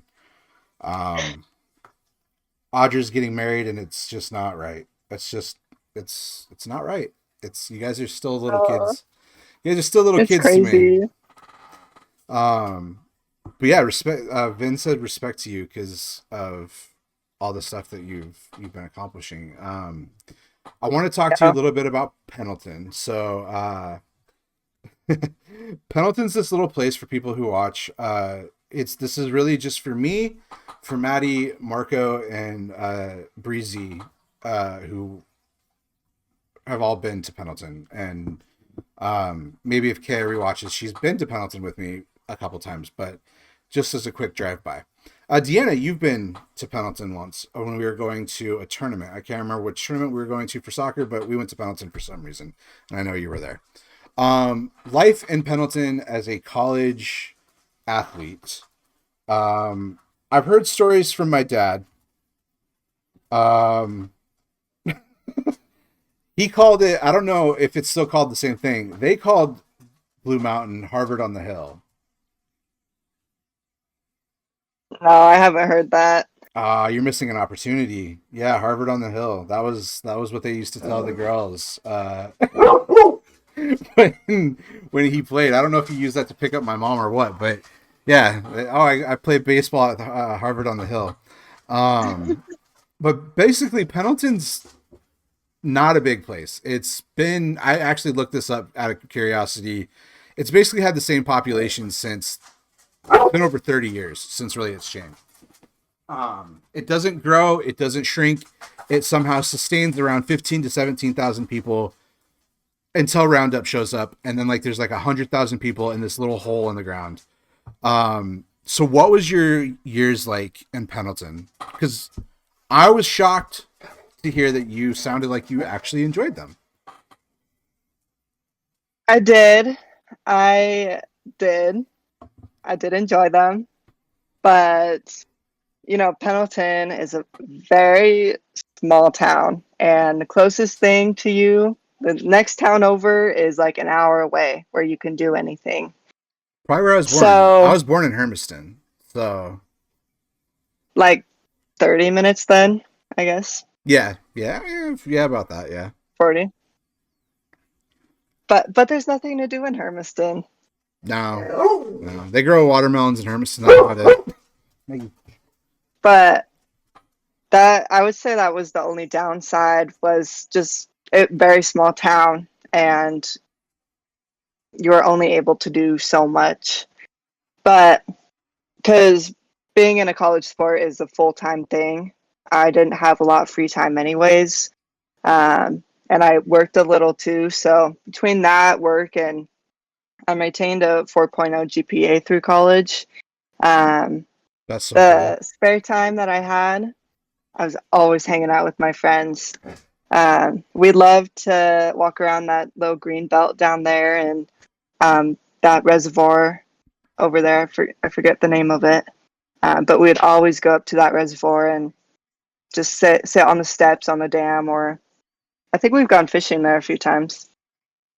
Pendleton, yeah, it is a small town. There's not there when you said there's not a lot to do, like you literally can do everything in Pendleton in a day, unless it's roundup time. Which, I gotta ask you because I grew up there. So I grew up on. I had a house. It's still there.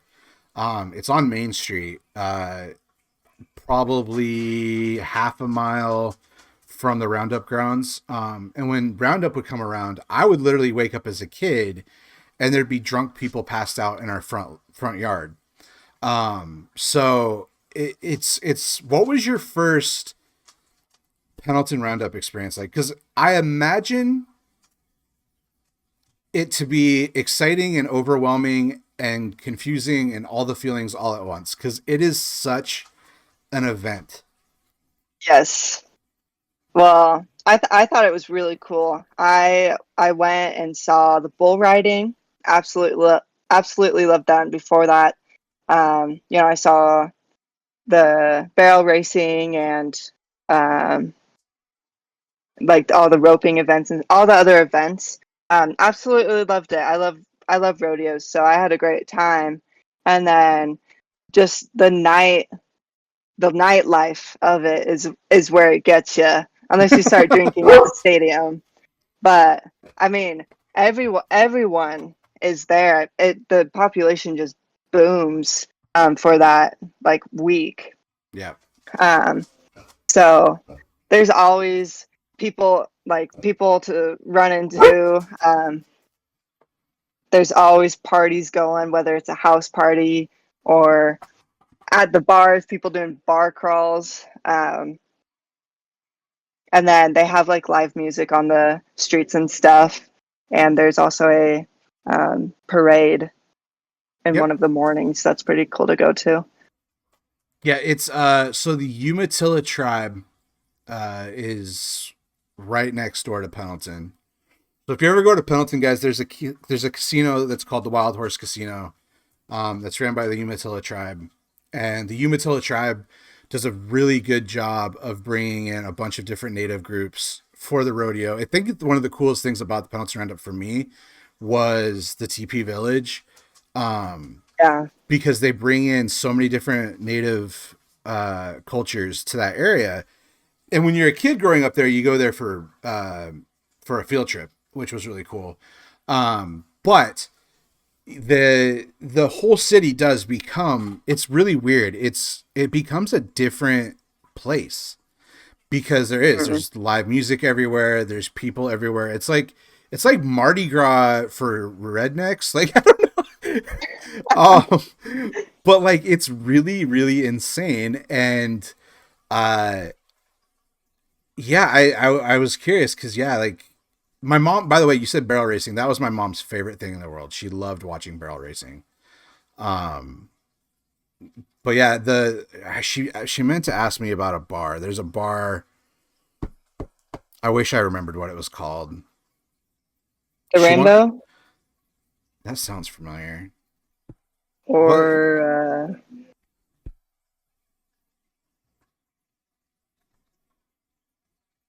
is it like a cowboy bar? Yeah, I'm pretty sure it was. I'm trying to think of like did was there a place when you were there? I know he died. I didn't know if they kept it open. Uh, did you ever go to Big John's Pizza?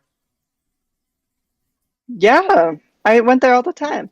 Really? Okay, so my mom worked at Big John's Pizza. I knew the original Big John. He would give me free quarters to play his arcade games that he had in there. And that was like my favorite place to go in Pendleton was Big John's Pizza. As like growing It's up. still there. That's cool. Okay. That makes me happy that Big John's Pizza is still there. Yeah, Um I actually one of my friends is working there right now. that is crazy. It's such a small world. We live in such a small world, guys. Yeah. I'm over in Chicago now. Maddie's in Boise. She has a friend in Pendleton. My dad, like, it's this small world. It's so weird. Dom, you're back. You've missed a lot of interesting stuff, Dom. I'll give you a recap though, basically real quick. Dom is, she's getting her pilot's license. She's interested in doing, like private flying for people, potentially doing fire spotting, helping with forest fires. Basically, you know what the vibe from Maddie is she's just down to do whatever. Yep. She's DTF with life. That she's just willing to do like whatever comes up. Maddie's in. I gotta get you to Chicago. Just like you gotta get you gotta get your helicopter's license, and then that would be the only way I would ever get in a helicopter is you could give me a city tour in a helicopter around Chicago. That's the only way I'd ever get in a helicopter. Absolutely. I'll do it I'll if do it just for you. Okay, I'll do it if Maddie does. If Maddie is my pilot, I'll trust Maddie. But other than that, I'm never getting in a helicopter. Yeah. Damn girl eating it up, save some for the rest of us is what Tom said. She Oh, has a very an intense relationship. I call it intense because they've been together 6 months and they live together. Um, my mom would go to a place called Krabby's apparently. I don't. I don't know. Um, on the real, look at you, girl. So proud. She said teary eyed face. No, Maddie's out here killing it. But yeah, she's got a boyfriend that she lives with now. He's working on his. I'm assuming it's a certification, right? Because it's like it's not a lineman. What'd you call it? Groundsman. Groundsman, right? So they work with the linemen. They're on the ground. The linemen are up top. They work together. They keep the power on. Yeah. Also, another dangerous job, by the way. You and your boyfriend better have some good life insurance policies because these are two very dangerous jobs you guys have decided. I know, right? By the way, I need to mention Bree. I'm gonna have to show her a clip of this. Sublime is her favorite band in the whole wide world. She's wanted she can't get tattoos right now because of a health condition, but she's wanted that Sublime sun tattooed all of her life. She loves the Sublime Sun as like a tattoo that she's wanted her whole life. So, Oh my gosh. Get but it. she loves Sublime's her favorite band of all time. Sublime's a good one. So for you to have a Sublime Sun up there, she's going to be very, very happy and very proud of you. I think that'll be the thing. Me and I got good taste. Yeah, she would probably say that's the thing she's most proud of now. Would be like, oh, she likes Sublime. I'm kidding. Yeah. So if I had to ask you, in 5 years, what is Maddie doing? What do you see yourself doing in 5 years?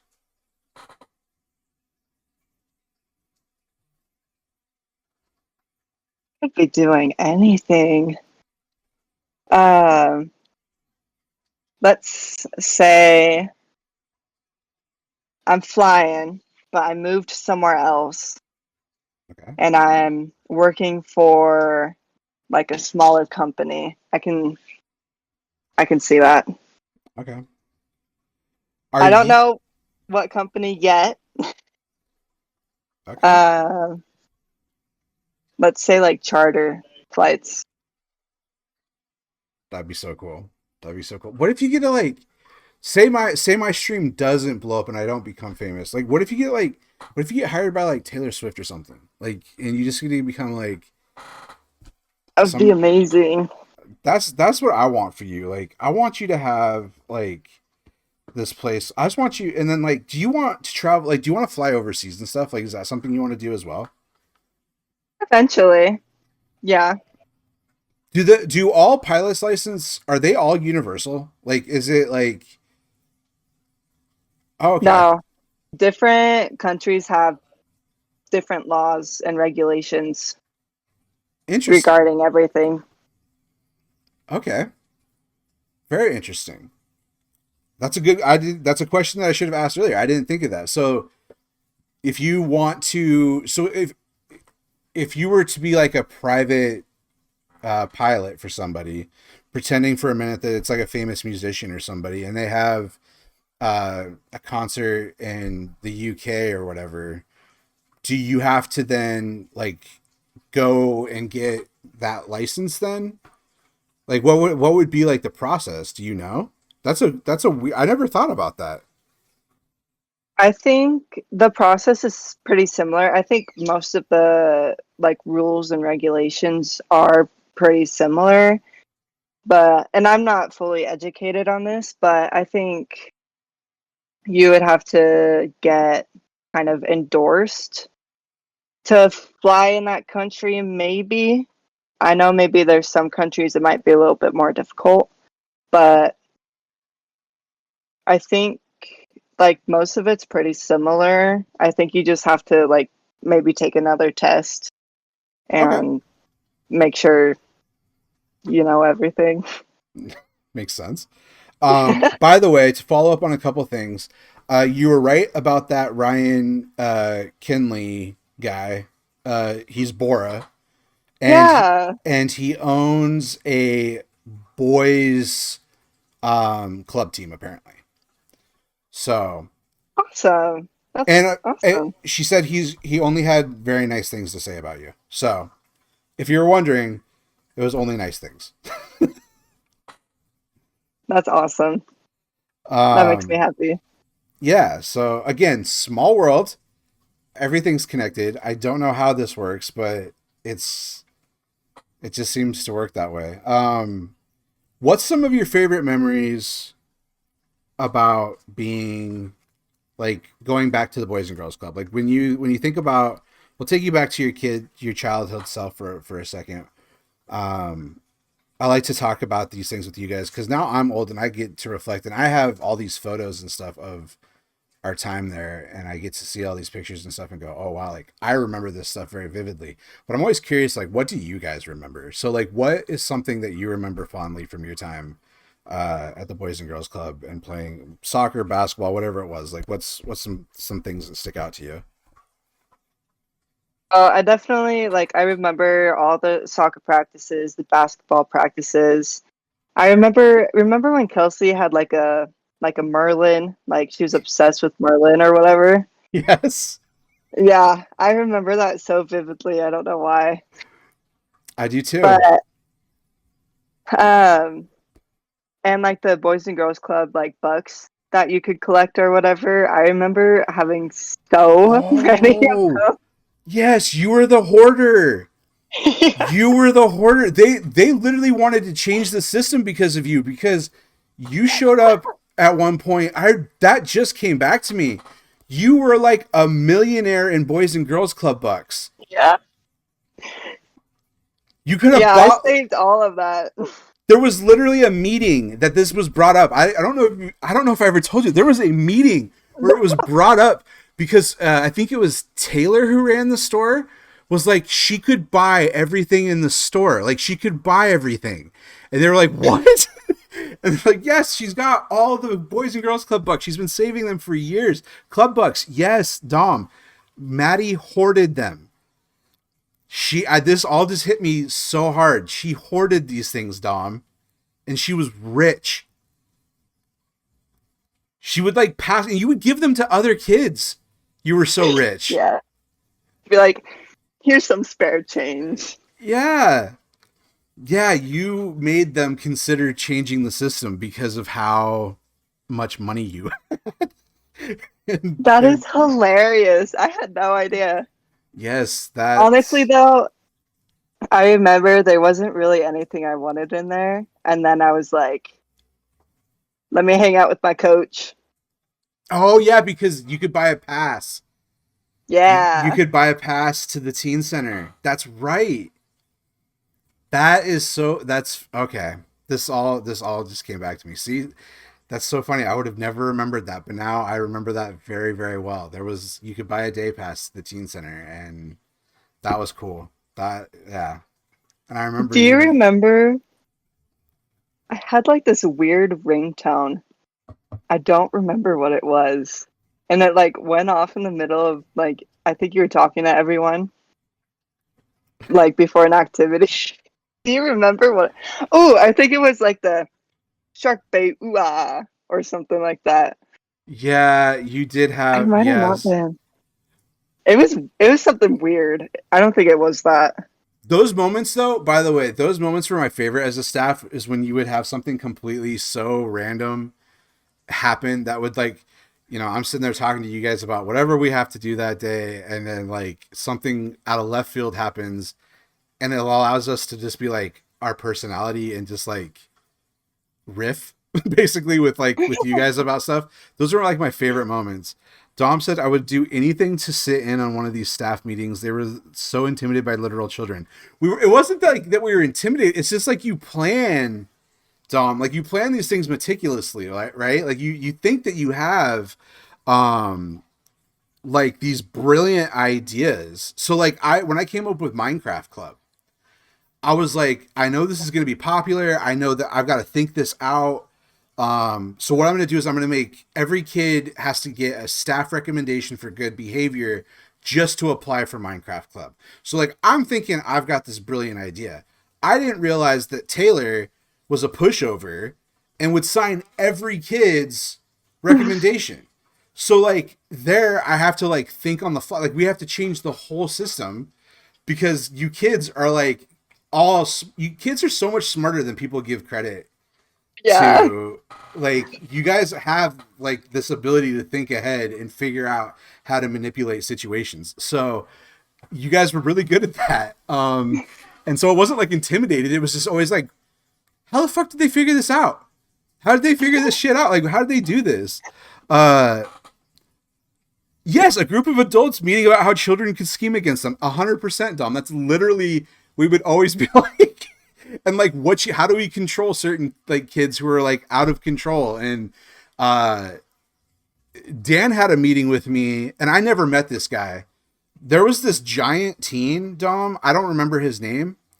But when I got hired at the teen center, I remember Dan was like, hey, so what's your opinion on this? He's like, because there fights would happen in the teen center. And he's like, but there's this one guy who's just huge. And he's like, if we try to stop him and he punches us, like, what do we do? So that's the one time we had to like literally have a conversation about like, what do we do if this giant teen loses his mind? Because apparently he had a temper, but he never showed up after I started working in the teen center. So I never had to worry about that, but I was a little bit concerned. That meeting was a little concerning. I was like, damn, Dan, what did I get into? Like, what is happening here? Yes, it's the one who tried to fight Waco. Yes, in the gym. Yes, it's that guy. Whoever that guy was, Dan asked me, he's like, what do we do? Like, do we throw hands? Do we throw hands with this kid? Like, what do we do? Do we tackle him? Do we both just try to take him down? Like, what do we do? There's some crazy things that happened to me when I was at the Boys and Girls Club. That never happened, though. No one ever tried to fight me. I did watch Dan pop. If you guys remember Brian, we went to and Morrison, and we just got to like for a field trip, and we just went and played like frisbee and football and stuff. And Brian dislocated his thumb. And Dan had me basically like put my arm around Brian and was like just looking at him, and then Dan took his hand and just popped his thumb back into place. That was pretty gnarly. But that was probably the weirdest thing that happened to me. Wesley, yeah, see, you remember these things. I don't remember these things, Dom. I also have a picture of you, Maddie, that Bree and I love. And by the way, we love a lot of things about the soccer time with Rowdy. One of the best things about it is we have these pictures from when like Rowdy first started, where none of you girls were like dressed up in like actual practice attire. Like nobody would actually dress up for practice. Like nobody was in that athletic wear. So we've got this picture of Maddie, and she's wearing like just like a normal tank top, and she's got like these heart glasses on for some reason, and you're like just sitting there and like you're just like looking off into the distance, like you're like the coolest kid on the planet, but like you're just like looking off with like these heart glasses on, and we're like, what were we doing at practice? Like, how is she getting away with doing these things? Like, you guys were so like just a hodgepodge of a team at the start, and we have these funny pictures of you guys. And that Oh one, my goodness. I'll have to show that to you sometimes. It's in a Please. portrait album, and so I couldn't pull it up. Oh, my mom brought up the rainbow. Nice. That's that. So yeah, no, I've been there. I gotta tell her she'll be. um, yeah, we were waiting for sure. You guys just didn't have like the proper. Do you guys remember? This is something that Bree remembers very well. Kaya remembers it very well. Do you guys remember when Bree bought you guys all soccer headbands? Yeah, I still have mine. You're seriously? There's who else? Somebody else still had theirs too. I think Audra. No. Oh yeah.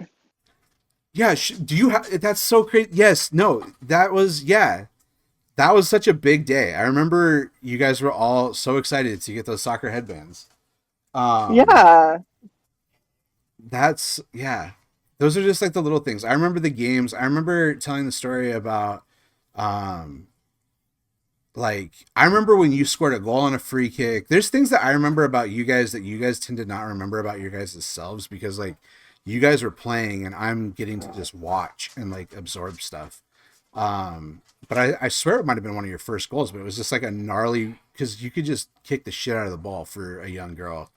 And you just had this nasty rocket of a shot, and I remember you scoring on it, and like I remember you being like, so many people who score at that age more just like shocked than you were like anything. Like you didn't really celebrate, you just kind of like turned and looked at everybody, and we're just I just remember that like vividly, because you were just like so like, did that happen? And we're like, yes it did. But yeah, I remember that. I remember the pictures of when you went and played on the other team, and after the game, pictures I have of you and Kaya. And then you played for another team, and then you came back and played for us again. And you did some you did tournaments and stuff with us too. Like you played goalie in one of the competitive tournaments that we did. I can't remember which one, but I remember you came and played goalie for us. Which was fun. There was a lot of good times. I did forget about the team pass being in there. And I liked playing. What's funny is I liked playing basketball with you when you were younger. Probably even those are some of my favorite memories with you, more than even coaching soccer. I like just like shooting hoops with you. Yeah, it was fun. That was a lot of fun. Maggie, calm down. My other dog is being a nuisance. She's a lab, and she's got a lot of lab energy. And she's acting. Aww. Yeah, she's acting it right now. Anything else? Oh, I have to ask this question because this became a tradition on the stream. If you could be any animal, what animal would you be and why? Hmm. I would say probably like a snow leopard or like a mountain lion Ooh. or something like that. See, those are good answers. Now you have to I tell us why though. well, they're strong and they're not prey. It's true. Very good point. And I love the mountains and that I mean that's where they belong, really. So, Okay. My I thought mean, my thought process was you were going to be like an eagle or like something that just gets to fly around, like a birds of prey. should have. But I like snow leopard and mountain lion. Those are good. I did not expect those answers like as an answer. Dom, the George question. Okay, I'll ask that question. This question has been asked in all of them as well. What? It's such a stupid question. One of my viewers posed it, and it's just become a thing. Um, Pro or against jorts? Jean shorts, Yep. just Just jean shorts, like yeah. What's your opinion on jean shorts? I don't know how we got to this. I don't know why it became a thing. One of my viewers made this a thing. So well, it depends because women's jean shorts are cute, and I mean that's all I wear in the summer. But men's jean shorts are a little questionable sometimes, most of the time. that's a good So answer. I think no on the men's, yes on the women's. Okay, there you go, Dom. There we asked the controversial Jorts question. I'm gonna do a rapid fire with you, and I just want you to give me quick answers as quick as you can. Just on, I haven't done this before, but I wanna ask you these questions just as like a fun addition as I continue to build on the stream. So I'm gonna ask you just random things. You tell me your answer. So favorite band, AC/DC, favorite place to visit, Alaska, favorite sports moment from your entire life, scoring a goal at Hatfield, favorite favorite food. sushi. Oh, that's a good one. I didn't sushi. What happens to you when you die? You go on to a better place. Dogs or cats? You can't do that to me.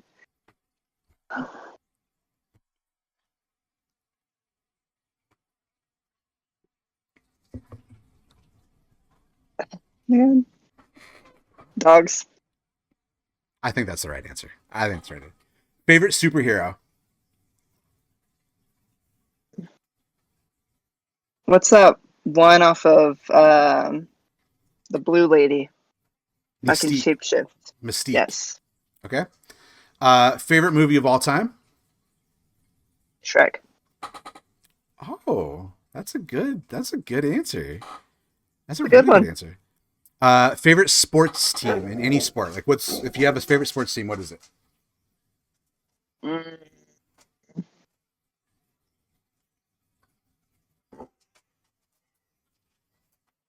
49ers. Okay. Uh-oh. Dom, 49ers. Sorry. I'm sorry. Hot or cold? Hot. She said ew. Dom said ew. I'm sorry. Positive or negative outlook on the future? Positive. Do you plan on on depend. Get more complex with that question real quick. positive or outlook on the future?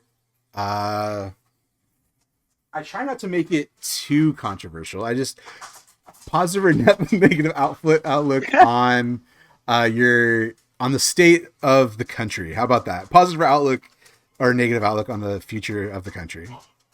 right now? Negative. Okay. I had another question for you. You made me dig into that one deep. Oh, kids or no kids in your future?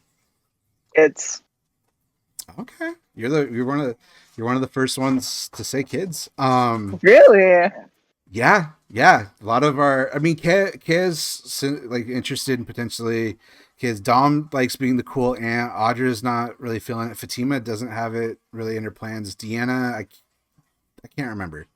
Now I'm gonna have to ask Deanna again. Um, Pendleton Roundup or Boise Music Festival? Pendleton Roundup. Big win for Pendleton. Pendleton needed the win and they got one.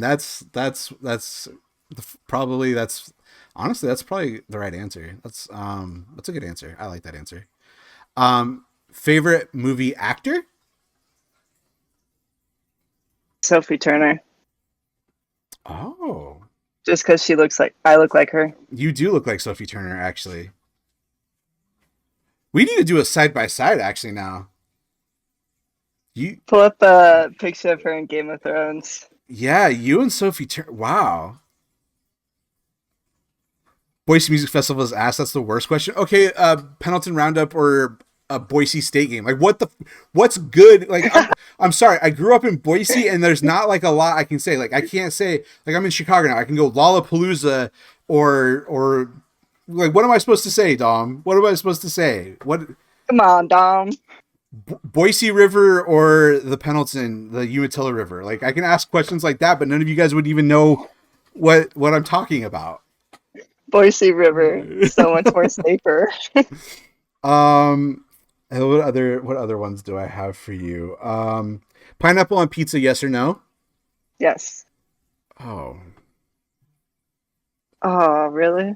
yeah, that one hurt. That one hurt a little bit. Ranch on ranch on pizza, yes. Okay, Ranch. we're on the same page there. Okay, good. There we go. Favorite TV show when you were a kid? Like little? Like, yeah, just like what's the cartoon that you associate yourself with the most? Scooby Doo. Oh, I love that answer. That's a great answer. That was my shit. That's a Love great that. answer. Biggest role model growing up? My mom. Your mom. And if you could tell your sister anything for like life advice going forward, what would it be? Don't care what anybody else thinks, because in the end of the day, it doesn't matter. It only matters what you think and what makes you happy. That's awesome. Well, Maddie, I think you've answered every question that I could possibly ask. You have answered all the questions. Oh, there is one that favorite dessert. I meant to ask that one. Favorite dessert. I love the chocolate molten lava cakes Also, or brownies. That is a good answer. Now you've answered every question I could possibly ask you. Other than when are you coming to Chicago? That's the only thing I gotta get Soon enough. It's gonna happen one of these days. I gotta get you to Chicago. I gotta get you out here and get you to see stuff. I'm still trying to get Dom to come out here.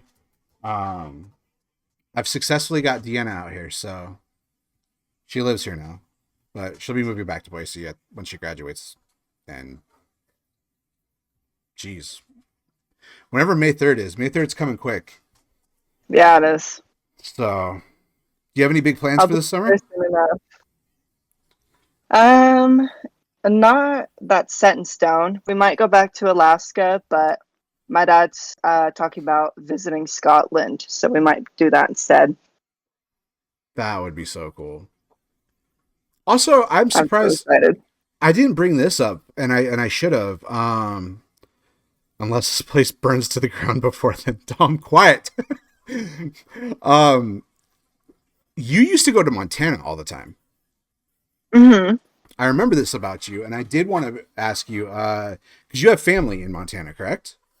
Yeah. I feel like flying over Montana would be really cool too. Yeah, absolutely. Beautiful. I would love to.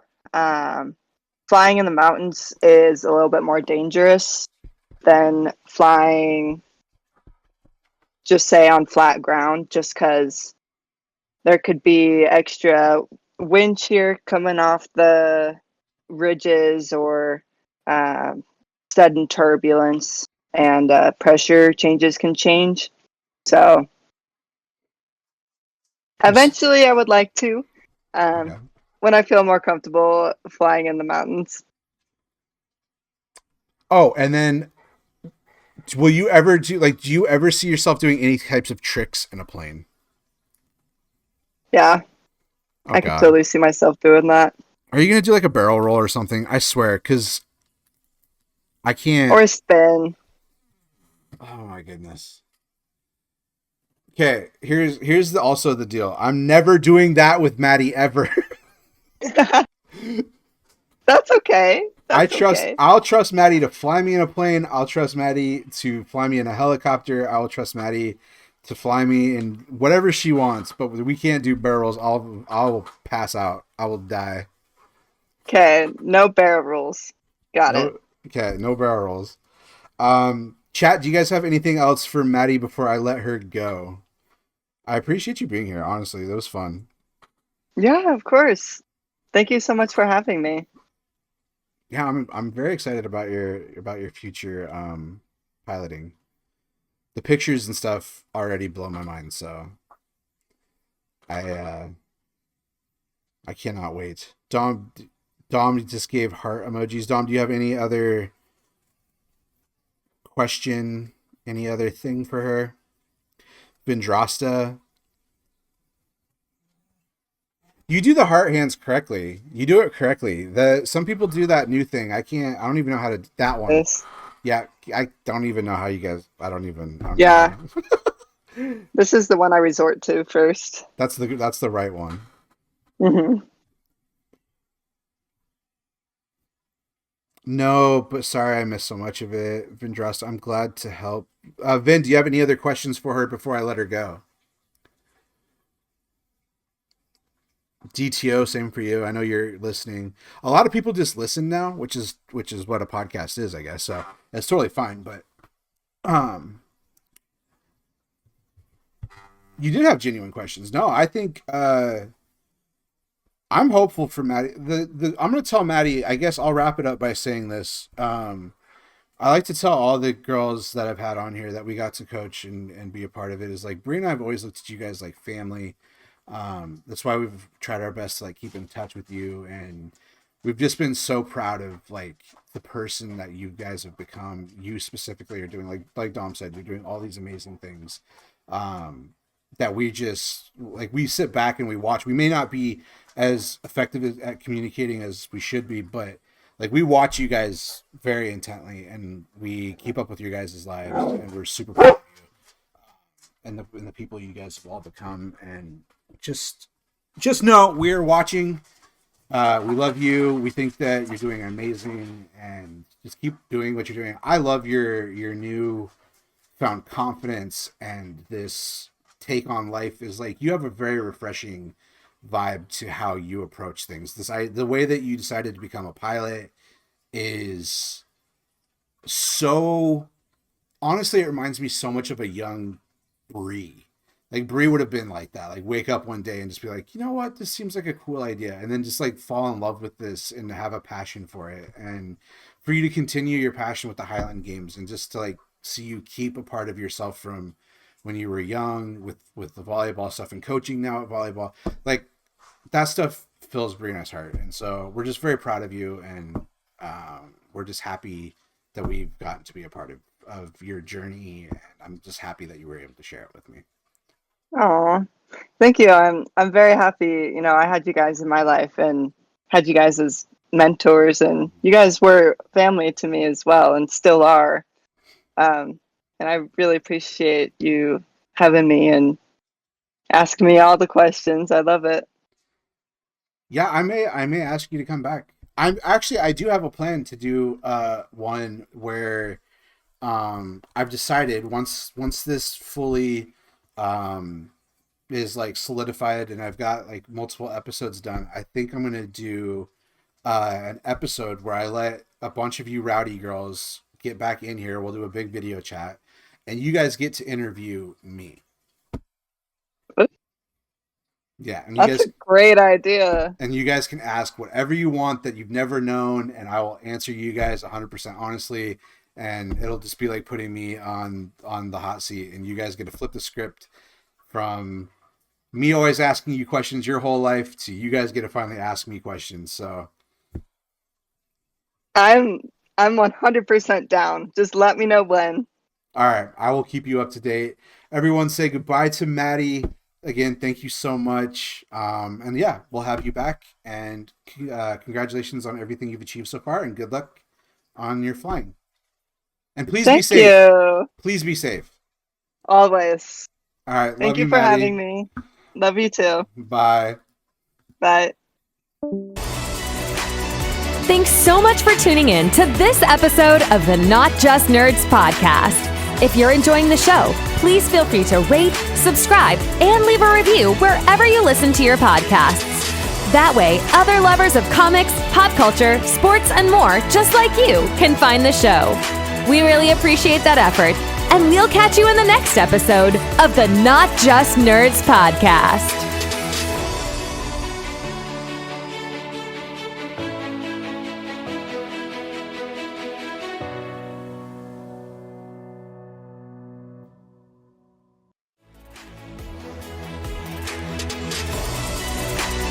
Thanks so much for tuning in to this episode of the Not Just Nerds podcast. If you're enjoying the show, please feel free to rate, subscribe, and